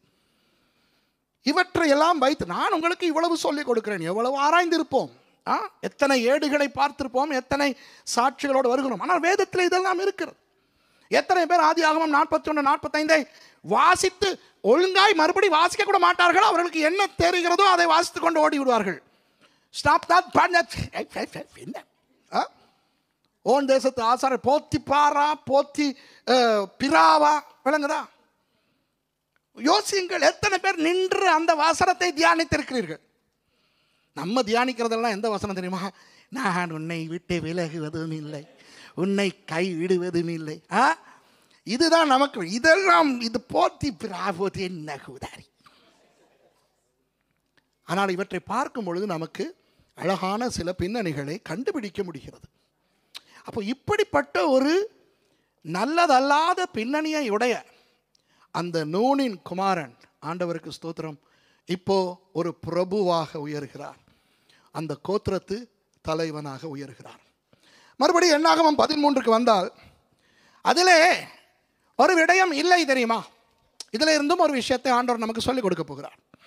இப்போ மறுபடி வாசிங்க பார்ப்போம். 2வது வசனத்தை வாசிங்க. நான் இஸ்ரவேல் புத்திரருக்கு கொடுக்கும் கானான் தேசத்தை சுற்றி பார்ப்பதற்கு நீ மனிதரை அனுப்பு, ஒவ்வொரு பிதாக்களின் கோத்திரங்களிலும் ஒவ்வொரு பிரபுவாகிய புருஷனை அனுப்ப வேண்டும் என்றார். ஒவ்வொரு கோத்திரத்திலும் ஒவ்வொரு புருஷனை அனுப்ப வேண்டும் என்று ஆண்டவர் சொல்லுகிறார். ஆனால் கடை வாசித்து கொண்டு போங்கள் பார்க்கலாம். அந்த 12 கோத்திரங்களை வாசிங்க. 4வது வசனத்தை வந்து வாசிங்க, 15வது வசனம் வரைக்கும் வாசிங்க. அவர்களுடைய நாமங்களாவன: ரூபன் கோத்திரத்தில் சக்கூரின் குமாரன் சமுவா, சிமியான் கோத்திரத்தில் ஓரியின் குமாரன் சாபாத், யூதா கோத்திரத்தில் எப்புனேயின் குமாரன் காலேப், இசகார் கோத்திரத்தில் யோசேப்பின் குமாரன் ஈகால், இப்ராஹிம் கோத்திரத்தில் நூனின் குமாரன் ஒசேயா, பென்யமீன் கோத்திரத்தில் ரபுவின் குமாரன் பல்தி, செபுலோன் கோத்திரத்தில் சோதியின் குமாரன் காதியேல், யோசேப்பின் கோத்திரத்தை சேர்ந்த மனாசே, மனாசே கோத்திரத்தில் கூசின் குமாரன் காதி, தான் கோத்திரத்தில் கோத்திரத்தில் கெமலியன் குமாரன் அம்மிலியேல், ஆசேர் கோத்திரத்தில் மிகாலேயன் குமாரன் சேத்தூர், நப்தலி கோத்திரத்தில் ஒப்பேசியின் குமாரன் நாகபி, காத் கோத்திரத்தில் மாகியின் குமாரன் கூவேல். சரி, போதும். 12 பேரையும் வாசித்தாயிற்று. ஒன்றை காணவில்லையே. யாருக்கு தெரியும்? லேவி இல்லை. அதுதான். வெரி குட், ரொம்ப சந்தோஷம். ஆனால் யோசேப்புக்கு மாத்திரம் 2. ஒன்று வந்து எப்ராயிம் என்று வருகிறது, அடுத்தது மனாசேயின் கோத்திரத்துக்கு யோசேப் என்றே வருகிறது. ஏன் லேவி இல்லை என்று சொல்லவா? 2 விஷயம். ஒரு சில விஷயங்கள் லேவியர்களுக்கென வித்தியாசமாய் ஆண்டவர் செய்தார். அதில் 2 லேவியர்களை யுத்தத்துக்கு ஆண்டவர் பயன்படுத்தவில்லை. போர் சேவகர்களாக லேவி கோத்திரத்தை சேர்ந்தவர்களை ஆண்டவர் ஏற்படுத்தவில்லை. ஏன் தெரியுமா? பழைய ஏற்பாட்டின்படி இரத்தம் சிந்துதலில் சம்பந்தப்பட்டால், மனித ரத்தம் சிந்து கொலை செய்வதில் சம்பந்தப்பட்டால் அவர்களுக்கு ஆவிக்குரிய விஷயங்களிலே ஈடுபட முடியாது. அதனால் ஞாபகம் இருக்கிறதா, தாவீதுக்கு ஆண்டவர் சொன்னார், தேவாலயத்தை கட்ட உன்னால் முடியாததுக்கு ஒரே காரணம் உன் கையில் இரத்தம் இருக்கிறது. அது ஒன்று. 2வது, தேசத்தை பிறகு பிரித்து கொடுக்கும் பொழுது யோசுவாவுக்கு ஆண்டவர் சொன்னதன்படி லேவியர்களுக்கென ஒரு பகுதி பிரித்து கொடுக்கப்படவில்லை. ஏனென்றால் அவர்கள் ஆவிக்குரியவர்கள். 48 லேவிய பட்டணங்கள் அவர்களுக்கு கொடுக்கப்பட்டனவே ஒழிய தேசத்தில் எந்த ஒரு பிரிவும் அவர்களுக்கு பிரித்து கொடுக்கப்படவில்லை. அவர்கள் எல்லா கோத்திரத்தாரோடும் இருந்து எல்லாருக்கும் நியாய பிரமாணத்தை கற்றுக் கொடுத்து எல்லாரையும் ஆவிக்குரிய ரீதியிலே வழிநடத்த வேண்டும் என்பதற்காக. அத்தோடு அவர்களுக்கு பூமியிலே சுதந்திரம் தேவையில்லை, கர்த்தரே அவர்களது சுதந்திரம் என்று காட்டுவதற்காக. இப்போ நமக்கெல்லாம் நன்கு தெரிந்த 1 பேதுரு 2:9 ஒரு விசை வாசிப்போம். இதை நம்முடைய வாழ்க்கையில எப்படி பொருத்திக் கொள்வது என்று பார்ப்போம். 1 பேதுரு 2:9 வாசிங்க. நீங்களோ உங்களை அந்தகாரத்தில் நின்று தம்முடைய ஆச்சரியமான ஒளியினிடத்துக்கு வரவழைத்தவருடைய புண்ணியங்களை அறிவிக்கும் படிக்கு தெரிந்து கொள்ளப்பட்ட சந்ததியாயும் ராஜரிகமான ஆசாரிய கூட்டமாயும் பரிசுத்த ஜாதியாயும் அவருக்கு சொந்தமான ஜனமுமாய் இருக்கிறீர்கள். பார்த்தீர்களா? புதிய ஏற்பாட்டிலே நாம் யார்? நாம் ராஜரீக ஆசாரியர்களாக இருக்கிறோம். நாம் ஆவிக்குரிய இஸ்ரவேலர்களாய் மாறிவிட்டோம். நாம் தேவனுடைய ஆசாரியர்களாய் இருக்கிறோம். அதனால்தான் தீமோத்தேயு புத்தகத்திலே பவுலடியார் ஊழியக்காரர்களை ஏற்படுத்தும் பொழுது அவர்கள் சண்டை பண்ணக்கூடாது என்று சொல்லியிருக்கிறது. லேவி கோத்திரம் சண்டை பண்ணக்கூடாது. ஆனால் பிசாசு என்ன பண்ணுகிறான்? கிறிஸ்தவர்களை சண்டை போட வைக்கிறான். ஆமாவா இல்லையா?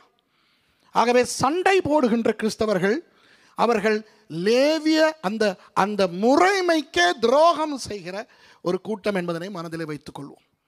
சண்டை போடுகின்ற ஆசை வரும்போது, சண்டை போடுகின்ற அவசியம் வரும்போது இதை ஞாபகப்படுத்தி நாம் சொல்லுவோம், நாம் சண்டை போடுகின்றவர்கள் அல்ல. அடுத்தது, இந்த பூமியிலே நாம் காணி வீடு வாங்கலாம், அதற்கு எதிராய் நான் பேசவே இல்லை. ஆனால் கிறிஸ்தவர்கள் என்றைக்குமே மறக்கக்கூடாது, நமது சொத்து, நமது சுதந்திரம், நமது தேசம் பரலோகம். இங்கே வாழும் பொழுது நமக்கு வேண்டுமானால் வீடு, சொந்த வீடு வாங்கலாம். நான் சொந்த வீட்டுக்கு எதிராக நான் பேசவே இல்லை. ஆனால் இன்றைக்கு சில பேர் பூமியிலே ஏதோ சதா காலமும் இவர்கள் வாழப்போவது போல நினைத்து கொண்டு சபைக்கு போவதை கூட நிறுத்தி ஓவர் டைம் வேலை செய்து சம்பாதித்து காணிக்கு அல்லது மார்ட்கேஜ் கட்டி கொண்டிருக்கிறார்கள். இதை பார்க்க கவலையாக இருக்கிறது. நமக்கு வீடுகள் தேவைதான், நமக்கு சொத்து தேவைதான், இருந்து விட்டு போகட்டும். ஆனால் அதற்காக சாகக்கூடாது. இன்றைக்கு அநேக கிறிஸ்தவர்கள் சொத்துக்காக அடித்துக் கொள்கிறதை நான் கண்ணால் கண்டிருக்கிறேன். கிறிஸ்தவர்கள் சொத்துக்காக சண்டை. யார் பேரிலே? சில நாடுகளில், சில இடங்களிலே சபை, சரி, உங்களுக்கு நான் தமிழ் சபைகளை பற்றி சொல்ல வேண்டாம், உங்களுக்கு ஞாபகம் வந்தால் ஞாபகம் வரட்டும், தெரிந்தால் நல்லது, தெரியாவிட்டால் அப்படியே இருக்கட்டும். ராபர்ட் ஷூலர் என்று சொல்லி ஒரு பெரிய பிரபலமான ஒரு அமெரிக்க ஊழியக்காரர் இருந்தார். ராபர்ட் ஷூலரை பற்றி கிண்டலாக என்ன தெரியுமா சொல்லுவோம்? Benny Hinn, Billy Graham, Robert Schuller 3 பேரும் அகால மரணம் அடைந்து போனார்கள். இது ஒரு பொய் கதை, பொய் ஜோக் கதை உண்டு, சரியா? இந்த 3 பேரும் அகால மரணம் அடைந்து போனார்களாம். அப்போ பரலோகத்திலே அவர்களுடைய வீடு ஆயத்தம் பண்ணவில்லையாம். அப்போ பேதுரு சொன்னாராம், Billy Graham, Benny Hinn, Robert Schuller 3 பேரும் ஒரு கொஞ்ச காலத்துக்கு நரகத்துக்கு போய் இருந்து விட்டு வாருங்கள், ஏனென்றால் நீங்கள் அகால மரணம் அடைந்து விட்டீர்கள், உங்களுடைய 3 வீடுகளும் இன்னும் ரெடியாகவில்லை என்று. போய் ஒரு வாரத்திலே சாத்தான் பேதுருவுக்கு டெலிஃபோன் எடுக்கிறானா, ஐயோ இந்த 3 பேர்த்தையும் எடுத்து தொலைப்பா, இவங்களால எங்களுக்கு கஷ்டம். என்னன்னு கேட்டா, பில்லி கிரஹாம் நரகத்தில் இருக்கிற எல்லாருக்கும் சுவிசேஷம் அறிவிச்சு அவன் ரசிக்கப்படுறான். பெனிஹின் அந்த ஆள் கோட்டை கழட்டி வீச அவன் நெருப்பு காயங்கள் எல்லாம் சுகம் ஆகுது. சரி, பரவாயில்ல. ராபர்ட் ஷூலர் நரகத்தில் சூடு அதிகம் என்று ஏர் கண்டிஷன் பண்ணுறதுக்கு ஃபண்ட் ரைஸ் பண்ணிக்கிட்டு இருக்கிறார். நரகத்தை ஏர் கண்டிஷன் பண்ணுறதுக்கு. ஏன் தெரியுமா? ராபர்ட் ஷூலர் உலகத்திலேயே விலை அதிகமான ஒரு கிறிஸ்தவ சபையை கட்டினார். அதற்கு கிறிஸ்டல் பேலஸ் என்று பெயர், அமெரிக்காவிலே. ஐயோ, அந்த கிறிஸ்டல் பேலஸ் 90களிலே கட்டப்பட்ட பொழுது எல்லாருடைய கதையும் அந்த கிறிஸ்டல் பேலஸ் பயங்கர, ஏதோ கிட்டத்தட்ட சாலமோன் தேவாலயத்தை கட்டின பொழுது எப்படி பிரசித்தமாய் அந்த கதை வந்ததோ அதுபோல எல்லாரும் கிறிஸ்டல் பேலஸ் என்று பேசிக்கொண்டிருந்தார்கள். ஒரு நாள் மனுஷன் மண்டையை போட்டு விட்டான். உண்மையிலே செத்து போய்விட்டார். ஒரு நாள் அவர் செத்த பிறகு அவருடைய மகளுக்கும் மகனுக்கும் அந்த சொத்து யாருக்கு போவது என்ற சண்டையிலே அந்த சொத்தை அவர்கள் பிரித்ததன் விளைவு அந்த சபையே இல்லாமல் போய் அதை ஒரு ஒரு சாராய கிளப்புக்கு விட்டு விட்டார்கள். இப்போ ஒரு கத்தோலிக்க சபை அதை அவர்களிடத்திலிருந்து மறுபடி வாங்கி இப்போ கிறிஸ்டல் பேலஸ் ஒரு கத்தோலிக்க சபையாக இருக்கிறது. விளங்குதா? நான் என்ன சொல்ல வருகிறேன் என்றால், சில சபைகள் நன்றாய் ஓடும், அந்த பாஸ்டர் சாகும் வரை. அந்த பாஸ்டர் செத்த பிறகு பார்த்தால் அந்த சபையின் சொத்துரிமைக்காக அசிஸ்டன்ட் பாஸ்டர்மார் சண்டை பிடிக்கிறதை பார்த்திருக்கிறேன். மனைவி ஒரு பக்கம் இழுக்கும், மனைவியின் சகோதரர்கள் இன்னொரு பக்கம் இழுக்கும், சபையிலே பாதி இங்கிட்டு போகும் அங்கிட்டு போகும். சொத்து சொத்து சொத்து. எத்தனை பேர் தமிழ் சபைகள் சம்பந்தமாக இப்படி கேள்விப்பட்டிருக்கிறீர்கள்? கையை தூக்கி காட்டுங்க. இது அழகா? லேவியர்களா? ஆசாரியர்களா? யோசியங்கள் பார்க்கலாம். சரி, இது சபை சொத்து. இன்றைக்கு சில கிறிஸ்தவர்கள், சில மாமியார்கள், சில மாமனார்கள் மருமக்களோடு சொத்து பிரச்சனை. கிறிஸ்தவர்கள் அவர்களும் கிறிஸ்தவர்கள், இவர்களும் கிறிஸ்தவர்கள். சில ஊழியக்காரர்கள் ஊழியக்காரிகள் சொத்து சண்டை, சில விசுவாசிகள் சொத்து சண்டை. இது கொரிந்தியர் காலத்திலேயே இருந்தது. வழக்கு போட்டார்கள். பவுலடியார் திட்டுகிறார், என்னடா இது, உங்களுக்கு வழக்கு இருந்தால் அது அநீதியான நியாயாதிபதிகளிடத்துக்காக போக வேண்டும். ஆக 2000 வருடங்களாக இது இருக்கிறது. இப்போ இதெல்லாம் கேவலம் தேவனை வெட்கப்படுத்துகிற செயல்கள். ஆகவே நான் உங்களுக்கு சொல்லுகிறேன், சரி, நீங்கள் நல்ல உத்தியோகம் செய்து வருமானம் வந்து நீங்கள் சொந்தமாய் காணி வீடு வாங்குவதா இருந்தால் வாங்குங்கள். இலங்கையில் இந்தியாவிலே வீடு வாங்க வேண்டுமானால் வாங்குங்கள். வீடு கட்ட வேண்டுமா கட்டுங்கள். ஆனால் சொத்து ஆசை உங்களுக்கு இருந்தால் நீங்கள் லேவியர் அல்ல. சொத்து ஆசை இருந்தால் 1 பேதுரு 2:9 உங்களுக்கு அல்ல. பழைய ஏற்பாட்டிலே அவர்களுக்கே இப்படி சொல்வதென்றால் புதிய ஏற்பாட்டிலே நாம் எந்த அளவு பவித்திரமாய் இருக்க வேண்டும்? விளங்குதா உங்களுக்கு? அப்போ லேவியர்களுக்கு இராணுவத்தில் பணியாற்றுகின்ற சந்தர்ப்பமும் கொடுக்கப்படவில்லை, அவர்களுக்கு என்ன ஒரு தேச பிரிவும் கொடுக்கப்படவில்லை. அதனால் தான் மோசே லேவி கோத்திரத்திலிருந்து யாரையும் வேவு பார்க்க அனுப்பவில்லை. பிரயோஜனம் இல்லை, இவர்களுக்கு தான் கொடுக்க போவதில்லையே. இவர்கள் எல்லா இடத்திலும் தானே 48 லேவிய பட்டணங்களை அமைத்துக் கொண்டு வாழப் போகிறார்கள். ஆகவே இது அவசியமில்லை என்று லேவி கோத்திரத்திலிருந்து யாரும் அங்கு அனுப்பப்படவில்லை. சரி, இப்போ இந்த 13ஆம் அதிகாரத்தில் இருக்கின்ற சில விஷயங்களை நாம் பார்க்க போகிறோம். 16வது வசனத்தை வாசிங்க. தேசத்தை சுற்றி பார்க்கும்படி மோசே அனுப்பின மனிதரின் நாமங்கள் இவைகளே. நூனின் குமாரனாகிய ஓசேயாவுக்கு யோசுவா என்று மோசே பெயரிட்டிருந்தான். இதை அழகாய் பார்த்து விட்டோம். ஓசேயா என்றால் ரட்சிப்பு, யோசுவா என்றால் கர்த்தர் ரட்சிப்பு. சரி, இப்போ இதில் இந்த வேவு பார்க்க போன சம்பவத்தில் இருந்து நாம் கிறிஸ்தவர்கள் படிக்க வேண்டிய ஒரு சில விடயங்கள் உண்டு. அவற்றை பார்ப்போம். வாசிங்க 17வது வசனத்தை வாசிங்க.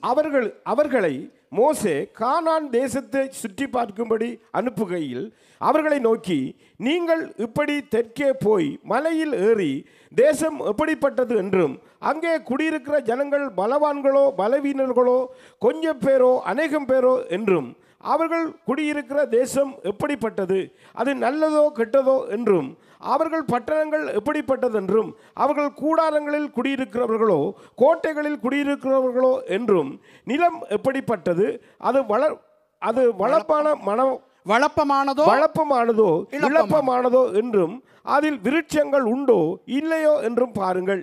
தைரியம் கொண்டிருந்து தேசத்தின் கனிகளிலே சிலவற்றை கொண்டு வாருங்கள் என்றான். அக்காலம் திராட்சை செடி முதற் பழம் பழுக்கிற காலமாய் இருந்தது. இதிலே மோசே என்ன சொல்லவில்லை? மோசே சொல்லவில்லை அந்த மக்களோடு நாங்கள் சண்டை பிடித்து வெற்றி கொள்ள முடியுமோ என்று பார்த்து வாருங்கள் என்று சொன்னாரா? இல்லை. அந்த ஜனங்கள் எங்களால் முறியடிக்கப்படக்கூடிய பலவீனரோ என்று பார்த்து வாருங்கள் என்று சொன்னாரா?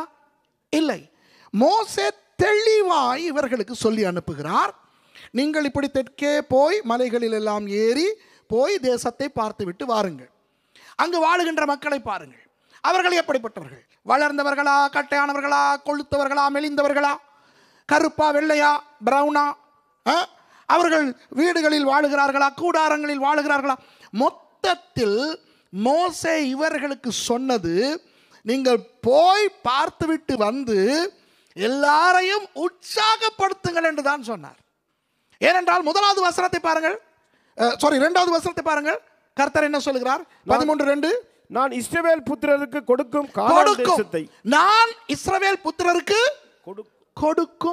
கொடுக்க நினைக்கும், நான் இஸ்ரவேல் புத்திரருக்கு கொடுக்க முயற்சிக்கும், இல்ல கொடுக்க முயற்சிக்கும் அல்ல, கொடுக்க நினைக்கும் அல்ல. ஒருவேளை நான் உங்கள் பிள்ளைகளுக்கு புத்திரருக்கு கொடுக்கக்கூடிய, அப்படியா? இல்லை, கொடுக்கும். அப்போ ஆண்டவர் நான் உங்களுக்கு கொடுக்கும் என்று சொன்னால் தேவன் கொடுக்கும், அவ்வளவுதான். கொடுக்கும். கொடுக்குமா இல்லையா என்று பார்க்க அனுப்பினார்? இல்லை. பாருங்கள், நான் இஸ்ரவேல் புத்திரருக்கு கொடுக்கும் கானான் தேசத்தை என்ன பண்ணுவதற்கு நீ மனிதரை அனுப்பு? சுற்றி பார்ப்பதற்கு. அப்போ அது என்ன? சுற்றி பார்ப்பதற்கு தமிழிலே ஒரு சொல் இருக்கிறது. என்ன? சுற்றுலா. உலக சரித்திரத்திலே முதல் தடவையாக ஆண்டவர் சுற்றுலாவுக்கு 12 பேரை அனுப்புகிறார். சுற்றுலா போவது என்றால் என்ன? சுற்றுலா போவது என்றால் சுற்றுலா போவது. சுற்றுலா போகும்பொழுது எப்படி போவீர்கள்? நீங்கள் போகாத சுற்றுலாவா? இல்லையா? உங்கள் சுற்றுலா எப்படி? சுற்றுலாவுக்கு சில பேர் ஸ்பெயின் போவீர்கள், ஆமாவா இல்லையா? சுற்றுலாவுக்கு இலங்கை போவீர்கள், சுற்றுலாவுக்கு இந்தியா போவீர்கள், ஏன் சுற்றுலாவுக்கு இஸ்ரவேலும் போவீர்கள். சுற்றுலா போகிறவன் சண்டை பிடிக்க போவானா? சுற்றுலா போகிறவன் பயந்து பயந்து போவானா? சுற்றுலா என்றாலே இன்பம், ஆமாவா இல்லையா? சுற்றுலா என்றாலே கொண்டாட்டம். அப்போ உண்மையில் அந்த இடத்துல நான் இருந்திருந்தால் நான் பொறாமைப்பட்டிருப்பேன். அந்த 12 பேரை அனுப்பும் பொழுது ஓட்டோ ஓட்டோ ஓட்டோ ஓட்டோ இங்கே போகிறப்பா பிரபு மாற மாத்திரம் சுற்றுலா அனுப்புகிறாங்க, ஏன் நாம போகக்கூடாதோ? விளங்குதா? சுற்றுலா என்பது ஒரு இன்பம். அப்போ இந்த 12 பேரையும் மோசே அனுப்பும் பொழுது, அடே சுற்றுலாவுக்கு போயிட்டு வாங்கடா. என்ன ஏன் அனுப்பினார் தெரியுமா? அந்த இஸ்ரவேலர்களது அந்த உத்வேகத்தை அதிகரிக்க. இந்த காலத்திலே போல ஸ்மார்ட் போன் ஏதாவது இருந்திருந்தால் கூகுளிலே கானான் என்று அடித்து பெரிய LED ஸ்கிரீனிலே இஸ்ரவேல் ஜனங்களுக்கு மோசே போட்டு காட்டியிருப்பார். நாங்கள் போகிற தேசம் பாருங்க, அப்ப எல்லாரும் பார்த்து வாவ் அங்கே போகிறோம். அந்த வசதி இல்லாதபடினால் 12 பிரபுக்களை அனுப்புகிறார். என்ன இருந்தாலும் நம்ம ஒரு ஆள் போய் நமக்கு சொல்ற மாதிரி வராது தானே. அதனால் தான் இந்த பிரபுக்களை, இந்த ஒவ்வொரு கோத்திரத்தையும் பிரதிநிதித்துவப்படுத்துகிறவர்களை அனுப்பி போய் அவர்கள் என்ன சொல்ல வேண்டும் என்று எதிர்பார்க்கிறார் மோசே. ஐயோ பழங்கள் எல்லாம் அப்படி, தண்ணீர் அப்படி, நாங்கள் இந்த வனாந்தரத்திலே இருக்கிறோம், இதற்கு முன்னே எகிப்திலே அடிமைகளாக இருந்தோம். எகிப்தெல்லாம் என்ன ஒரு நாடா? நாம் வாழ்ந்த கோஷான் எல்லாம் ஒரு இடமா? நைல் நதியெல்லாம் ஒரு நதியா? ஐயோ ஐயோ ஐயோ, அங்கே இருக்கிற யோர்தான் நதி எப்படி தெரியுமா? அங்கே இருக்கிற தாவரங்கள் எப்படி தெரியுமா? அதோட இவர் அனுப்புகிற சீசனை பாருங்கள். மோசே திராட்சை அறுவடை காலத்தில் அனுப்புகிறார். இவர்கள் திரும்பி வரும்பொழுது திராட்சை குலைகளை கையிலே தூக்கி கொண்டு வர முடியாமல் கம்பு போட்டு தோளிலே சுமந்து கொண்டு வருகிறார்கள். அப்போ இவர்கள் என்ன சொல்ல வேண்டும்? இந்த மக்களினுடைய உத்வேகத்தை அதிகரிக்க வேண்டும். அப்போ அந்த சோர்ந்து போயிருக்கிறவர்கள், பயப்பட்டு இருக்கிறவர்கள், ஐயோ இன்னும் எவ்வளவு காலம், இப்படி இருக்கிறவர்களுக்கு ஒரு உத்வேகம் வரும். வாவ், போகிற இடம் அருமையான ஒரு இடம், அந்த ஆசை வரும். அப்போ அவர்கள் சந்தோஷமாய் போவார்கள். அப்படி தானே? இன்று கூட நீங்கள் சுற்றுலா போக முன்பு ஸ்பெயின் போகிறதா இருந்தால் இன்டர்நெட்டுக்கு போய் ஸ்பெயினை பற்றி அடித்து பார்க்க மாட்டீர்களா என்ன? இஸ்ரேலுக்கு போகிறவர்கள் இஸ்ரேலை பற்றி அடித்து பார்க்க மாட்டீர்களா என்ன? மேகசின் திறந்து அந்த ப்ரோஷுவர்ஸ் பார்த்து போகிற இடங்களை குறித்து கொஞ்சம் தெரிந்து கொள்வது சந்தோஷமா இல்லையா? அதற்காகத்தான் அனுப்புகிறார். ஆனால் என்ன நடக்கிறது? அவர்கள் திரும்பி வரும் பொழுது 25வது வசனத்தில் இருந்து வாசியுங்கள். அவர்கள் தேசத்தை சுற்றி பார்த்து 40 நாள் சென்ற பின்பு திரும்பி வந்தார்கள். 40 நாள், அதை ஞாபகத்தில் வைத்துக் கொள்ளுங்கள். பாரான் வனாந்தரத்திலே இருக்கிற காதேசுக்கு வந்து மோசே ஆரோன் என்பவர்களிடத்திலும் இஸ்ரவேல் புத்திரராகிய சபையார் எல்லாரிடத்திலும் சேர்ந்து அவர்களுக்கும் சபையார் அனைவருக்கும் சமாசாரத்தை அறிவித்து தேசத்தின் கனிகளை அவர்களுக்கு காண்பித்தார்கள். Price God. நல்லா தான் போகுது, எல்லாம் கனிகளை எல்லாம் காண்பிக்கிறார்கள். அவர்கள் மோசேயை நோக்கி, நீர் எங்களை அனுப்பின தேசத்துக்கு நாங்கள் போய் வந்தோம், அது பாலும் தேனும் ஓடுகிற தேசம்தான், இது அதனுடைய கனி, ஆனாலும் போதும், எல்லாம் நல்லா போகுது, குழப்பம் எங்கே? ஆனாலும். உன்னை யார் ஆனால் சொல்ல சொன்னது? விளங்குதா? இந்த ஆனால் தான் இந்த இடத்துல உள்ள பிரச்சனை. இன்றைக்கும் கிறிஸ்தவர்களுக்கு இருக்கிற பிரச்சனை இந்த ஆனால் தான். இப்போ என்ன சங்கதி என்றால், இந்த ஆனால் சில நேரங்களில் வர வேண்டும். எந்த நேரங்களில் வர வேண்டும் தெரியுமா? எதிர்மறையான கூற்றுக்கு பிறகு ஆனால் வர வேண்டும். அதாவது, ஆண்டவருக்கு விரோதமாய் பாவம் செய்தீர்கள், ஆண்டவர் உங்கள் மேல் எரிச்சலாய் இருக்கிறார், ஆண்டவர் உங்கள் மேல் கோபமாய் இருக்கிறார், இப்படி எதிர்மறையாய் ஏதாவது வந்ததுக்கு பிறகு ஆனால் என்றால், அப்பா ஏதோ ஒரு எதிர்பார்ப்பு இருக்குதுடா சாமி. நல்லது நேர்மறையான விஷயங்கள் வந்த பிறகு நம்முடைய வாழ்க்கையில் ஆனால் வரக்கூடாது. இங்கே என்ன நடக்கிறது? நேர்மறையான 2 விஷயங்கள் நடக்கின்றன. ஒன்று, தேவன் சொல்லுகிறார், நான் நான் இஸ்ரவேல் புத்திரருக்கு கொடுக்கும். அது நேர்மறையானது அல்லவா? மோசே, இரண்டாவது மோசே என்ன சொல்கிறார்? போய் பார்த்து விட்டு வாருங்கள், எப்படிப்பட்ட அருமையான தேசம் என்று. இந்த நேர்மறையான விஷயங்களை பார்த்து விட்டு வந்து இவர்கள் சொல்லுகிறார்கள், தேசம் நல்லது, சூப்பர், இதோ கனி. ஆனால் உடனே யாரும் ஆனால் போட சொல்றது? நம்முடைய வாழ்க்கையில அப்படித்தான், நம்முடைய வாழ்க்கையிலும் அப்படித்தான். கர்த்தர் நமக்கு ஏதாவது ஒரு வாக்கை கொடுத்தால் அவர் நிறைவேற்றுவார். அவர் அதை நிறைவேற்ற முடியாமல் தடுப்பது பிசாசு அல்ல, தேவதூதர்கள் அல்ல, வேறு மனுஷர்களும் அல்ல, நாமே தான். தேவன் சொன்னார் தான், ஆனால் விளங்குதா? ஆனால் விளங்குதா உங்களுக்கு? எனக்கு சொன்னார் 96ஆம் ஆண்டிலே இலங்கையிலே போய் வேதாகம கல்லூரி தொடங்கு. இலங்கைக்கு போயிட்டேன். தேவன் என்னை வேதாகம கல்லூரி தொடங்க சொன்னார் தான், ஆனால் பணம் இல்லை. அப்ப ஆனால் வந்தால் என்ன நடக்கும்? நமக்கு ஐடியா வரும். 200 கடிதங்கள் எழுதினேன், பிச்சை கேட்டு. என் நண்பர்களுக்கு எழுதினேன், இங்கிலாந்திலே, அமெரிக்காவிலே, ஜெர்மனியிலே என் நண்பர்களுக்கு கடிதங்கள் எழுதினேன். என்னை ஆண்டவர் இலங்கைக்கு கொண்டு வந்து விட்டார், வேதாகம கல்லூரி தொடங்க சொல்லியிருக்கிறார்.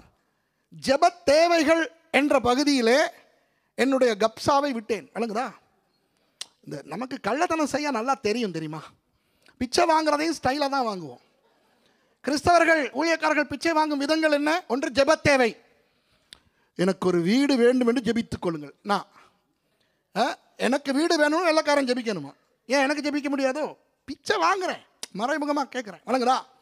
எனக்கு ஒரு வாகனம் வேண்டும் என்று ஜெபித்துக்கொள். விளங்குதா? மாதா மாதம் எனக்கு செலவுக்கு இவ்வளவு தேவை, ஜெபித்துக்கொள். அந்த ஜெப தேவை என்ற விதத்திலே நான் எழுதினது முழுக்க முழுக்க ஜெப தேவையே அல்ல, பண தேவை. எவ்வளவு பெரிய திருடன் என்று பாருங்கள். அது ஒரு சூட்சமம். 2வது சூட்சமம் என்ன தெரியுமா? பொருள் விற்பது. இப்போ ஏதாவது விற்றால், இப்போ நான் இந்த போனை உங்களுக்கு விற்றால் நீங்கள் என்ன என்ன என்ன கொடுத்து வாங்க வேண்டும்? விலை கொடுத்து வாங்க வேண்டும். என்னிடத்துல பணத்துக்கு நீங்கள் வாங்குவது. இப்போ இந்த போனை நான் உங்களுக்கு விற்கிறேன், சொல்லுவேன் 1000 யூரோவுக்கு விற்கிறேன்ட்டு. நீங்கள் எனக்கு கொடுக்கும் 1000 யூரோ விலையா காணிக்கையா? விலை. ஆனால் என்னுடைய சூட்சம் என்ன தெரியுமா? நான் புக் ஒன்று எழுதுவேன், பிரைஸ் போடுவேன், காணிக்கை 200 ரூபாய். இந்த புல்டா போண்டா கஞ்சா கப்சாவை சொல்கிறேன் உங்களுக்கு நான். விளங்குதா? ஓ, நீ புத்தகம் விற்றா நான் கட்ட போகிற 200 ரூபா அதற்குரிய விலை, காணிக்கை அல்ல. பார்த்துருக்கீங்களா? அன்பானவர்களே, நான் பாடல் பாடியிருக்கிறேன், சிடி கொண்டு வந்திருக்கிறேன், பின்னாலே மேஜையில் இருக்கிறது. 10 யூரோ காணிக்கை கொடுத்து சிடியை வாங்கி கொள்ளணும். யார் ஐயா ஏமாத்த பார்க்குறீங்க? நான் 10 யூரோ கொடுத்து உங்கள் சிடியை வாங்குகிறேன். நான் கொடுத்தது காணிக்கை அல்ல, நான் கொடுத்தது விலை. இதெல்லாம் இந்த கிறிஸ்தவ ஜில்மால், கிறிஸ்தவ குல்மால், புல்டா போண்டா கஞ்சா கப்சா, ஊரை ஏமாத்துற வேலை. விளங்குதா? அப்போ நான், ஆண்டவர் எனக்கு வேதாகம கல்லூரி தொடங்க என்னை இலங்கைக்கு கொண்டு வந்தார் தான், ஆனால் பணம் இல்லை எழுதினேன். கிறிஸ்தவர்களுக்கு இன்னொரு விஷயம் இருக்கிறது. என்ன? தாங்கள் செய்கிற கள்ள வேலையை ஜெபத்திலே செய்வார்கள். ஒரு கள்ள வேலையை ஜெபத்திலே தொடங்கி ஜெபத்திலே முடித்தால் அது நல்ல கள்ள வேலை, பரிசுத்த கள்ள வேலை. முழங்காலிருந்து ஜெபிக்கிற, ஆண்டவரே இந்த கடிதம் கிடைக்கின்றவர்கள் அவர்களுடைய உள்ளத்திலே நீர் பேசும், இந்த கடிதங்கள் போய் சேர முன்பதாக உம்முடைய தூதர்களை அனுப்பும். எப்படி வேலை? அப்போ ஆண்டவர் காபிரியல் இங்கே வா, ஒரு 200 லெட்டர் போகுது, இந்த அமெரிக்காவுக்கு 40 பேரை அனுப்பு, ஜெர்மனிக்கு 3 பேர் அனுப்பு, அவர்களுடைய உள்ளத்தை தயார்படுத்தும். கடைசியில் ஒரு தவறு விட்டேன் பாருங்க, அதில் தான் நான் விட்ட மிஸ்டேக். என்ன தெரியுமா? பேசாமல் ஜெபிச்சுட்டு எழுப்பி வந்திருக்கணும், உடனே போஸ்ட் பண்ணியிருக்கணும், ஆண்டவரே ஏதாவது பேசும் ஐயா.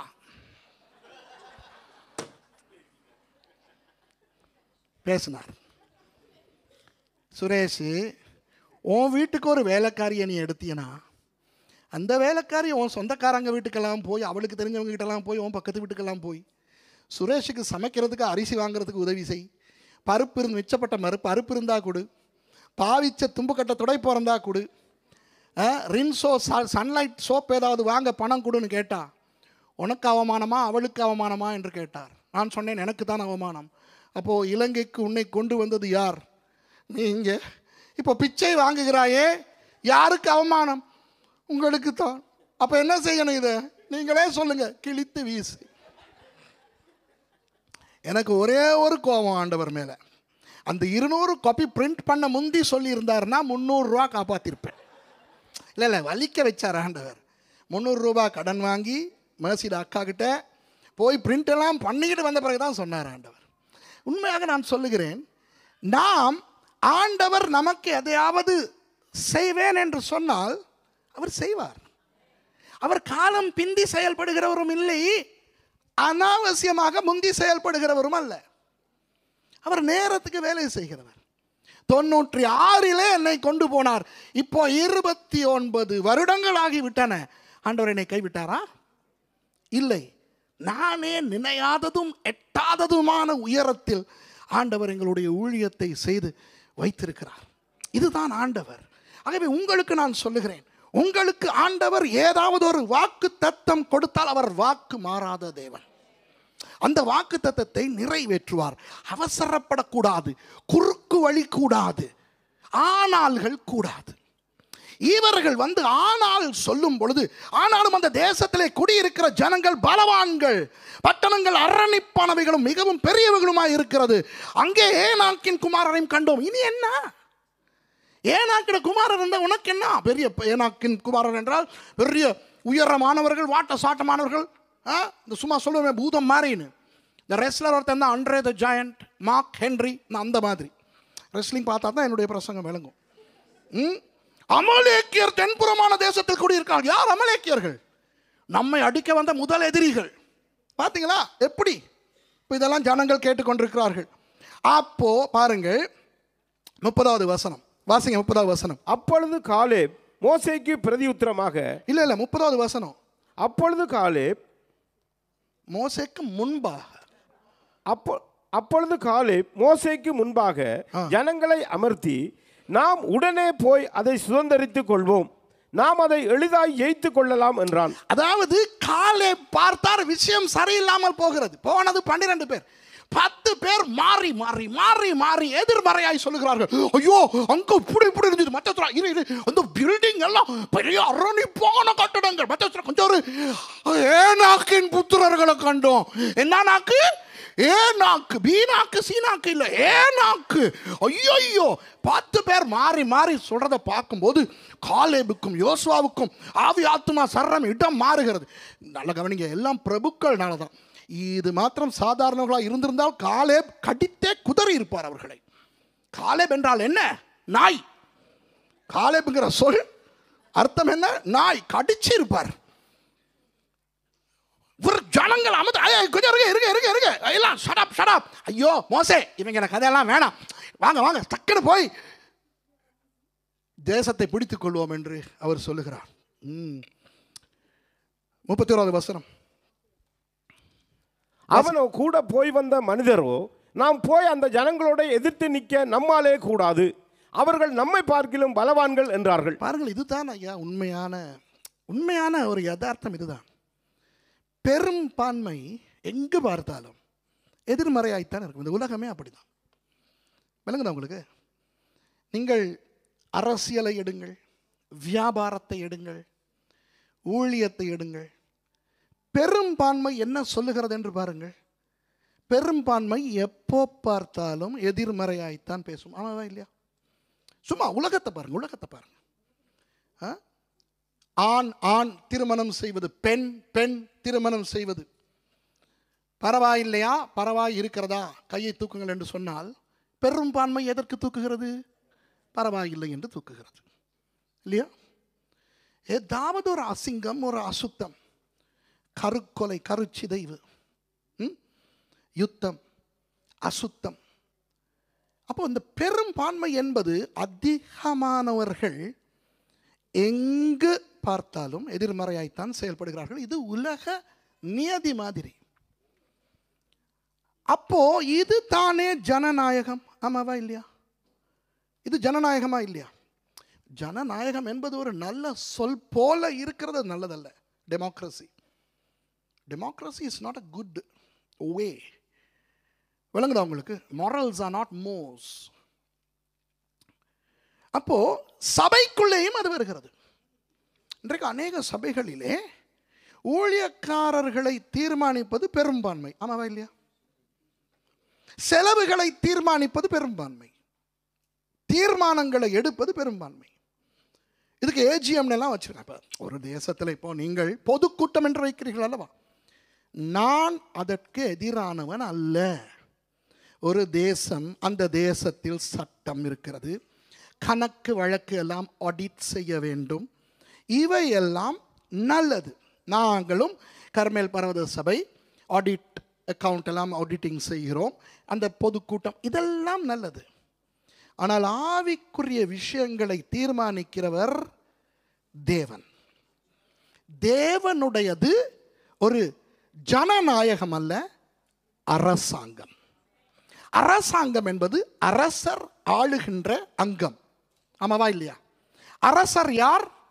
தேவன். அப்போ சபை ஒரு ராஜாங்கம், ஒரு அரசாங்கம், இது ஜனநாயகம் அல்ல. ஆகவே இந்த பாஸ்டரா வேண்டும், அந்த பாஸ்டரா வேண்டும், எத்தனை பேர் இவருக்கு கையை தூக்குகிறீர்கள், எத்தனை பேர் அவருக்கு கையை தூக்குகிறீர்கள் என்பது ஆவிக்குரிய முறைமை அல்ல, ஜனநாயகம். அப்போ இன்றைக்கு அநேக சபைகளிலே ஜனநாயகம் தான் பெரும்பான்மை, கோரம் 3-2. இப்படித்தான் இன்றைக்கு கிறிஸ்தவம் விழுந்து போவதற்கு காரணம். அப்போ 12 பேர் போய் வந்திருக்கிறார்கள், 10 பேர் எதிர்மறையாய் பேசுகிறார்கள், 2 பேர் நேர்மறையாய் பேசுகிறார்கள். அப்போ என்ன நடக்கும்? மக்கள் யார் சொல்வதை கேட்க போகிறார்கள்? சத்தம், யாருடைய சத்தம் அதிகமாக இருக்கிறதோ அதைத்தானே கேட்பார்கள். 2 பேரை ஒரு பக்கம் நிறுத்தி அடுத்த பக்கம் 10 பேரை நிறுத்தி கத்த சொன்னால் யாருடைய சத்தம் அதிகமாக கேட்கும்? அந்த 10 பேருடைய சத்தம். கடைசியிலே 14வது அதிகாரம் 1வது வசனத்தை பாருங்க, 33ஆம் வசனத்தை வாசிங்க. 13-33. இவர்களுடைய அந்த அந்த என்ன சொல்றது, இன்ஃபீரியாரிட்டி காம்ப்ளெக்ஸ், தாழ்வு மனப்பான்மை எவ்வளவு இவர்களை தாக்கிவிட்டது என்று பாருங்கள். 33ஆம் வசனத்தை வாசிச்சுட்டு 14:1 போங்க. அங்கே ராட்சத பிறவியான ஏனாக்கின் குமாரராகிய ராட்சதரையும் கண்டோம். நாங்கள் எங்கள் பார்வைக்கு வெட்டுக்கிளிகளைப் போல் இருந்தோம், அவர்கள் பார்வைக்கும் அப்படியே இருந்தோம் என்று சொல்லி, இப்படி இஸ்ரவேல் புத்திரருக்குள்ளே தாங்கள் சுற்றி பார்த்து வந்த தேசத்தை குறித்து துட்செய்தி பரம்ப செய்தார்கள். அப்பொழுது சபையார் எல்லாரும் கூக்குரலிட்டு புலம்பினார்கள். ஜனங்கள் அன்று இரா முழுவதும் அழுது கொண்டிருந்தார்கள். பார்த்தீர்களா?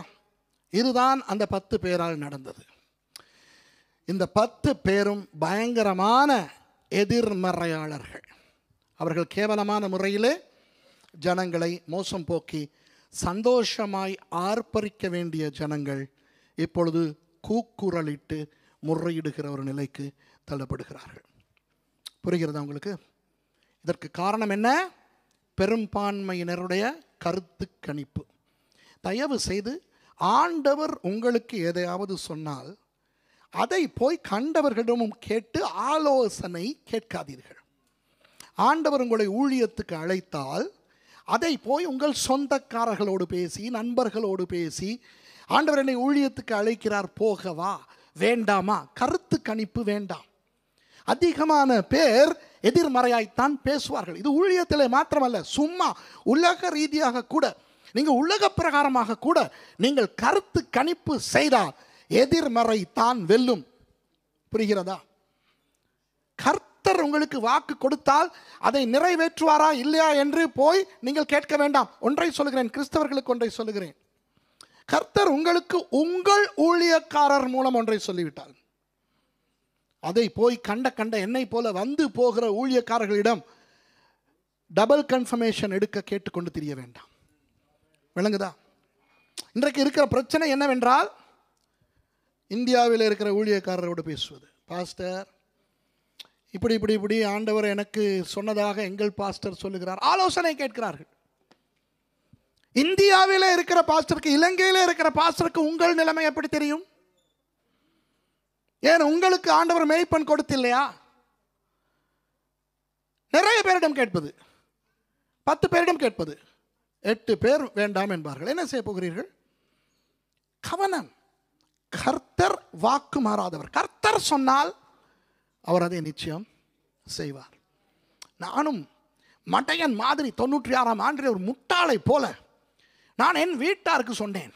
ஆண்டவர் சொல்லுகிறார், வெளிநாட்டு பணம் கேட்க வேண்டாமாம். எல்லாரும் கிண்டுனாங்க. என்ன எப்படி பைபிள் காலேஜ் தொடங்க போறீரு, வெளிநாட்டுக்காரண்ட பணம் எடுக்காம இருக்க போறீரா? பாப்போம் எவ்வளவு காலம் பண்ணுவீர். 29 வருடங்கள் ஆகிவிட்டன. இன்று ஜெயித்து நிற்பது யார்? கர்த்தர். ஆமென். ஆனால் அன்று நானே ஆடி போனேன். சில நேரம் என் நண்பர்கள், என்னோடு படித்த வேதாகம கல்லூரியிலே படித்த பாஸ்டர்மாரா இருக்கிறவர்களோடு நான் பேசுறேன். மச்சான், ஆண்டவர் சொல்றாருடா ஃபாரின் ஃபண்ட் கேட்க வேணாம் என்று. அடே சுரேஷ், அது சரி வராது. உனக்கு பேசினது ஆண்டவர் அல்ல. அவர்களை பார், இவர்களை பார், இவர்களை பார், அந்த கல்லூரியை பார், இந்த சர்ச்சை பார், இவர்கள் எல்லாம் என்ன தப்பா பண்ணுகிறார்கள்? அப்போ நீ சொல்வதை பார்த்தால் அவர்கள் செய்வதெல்லாம் பிழை போல தெரிகிறது.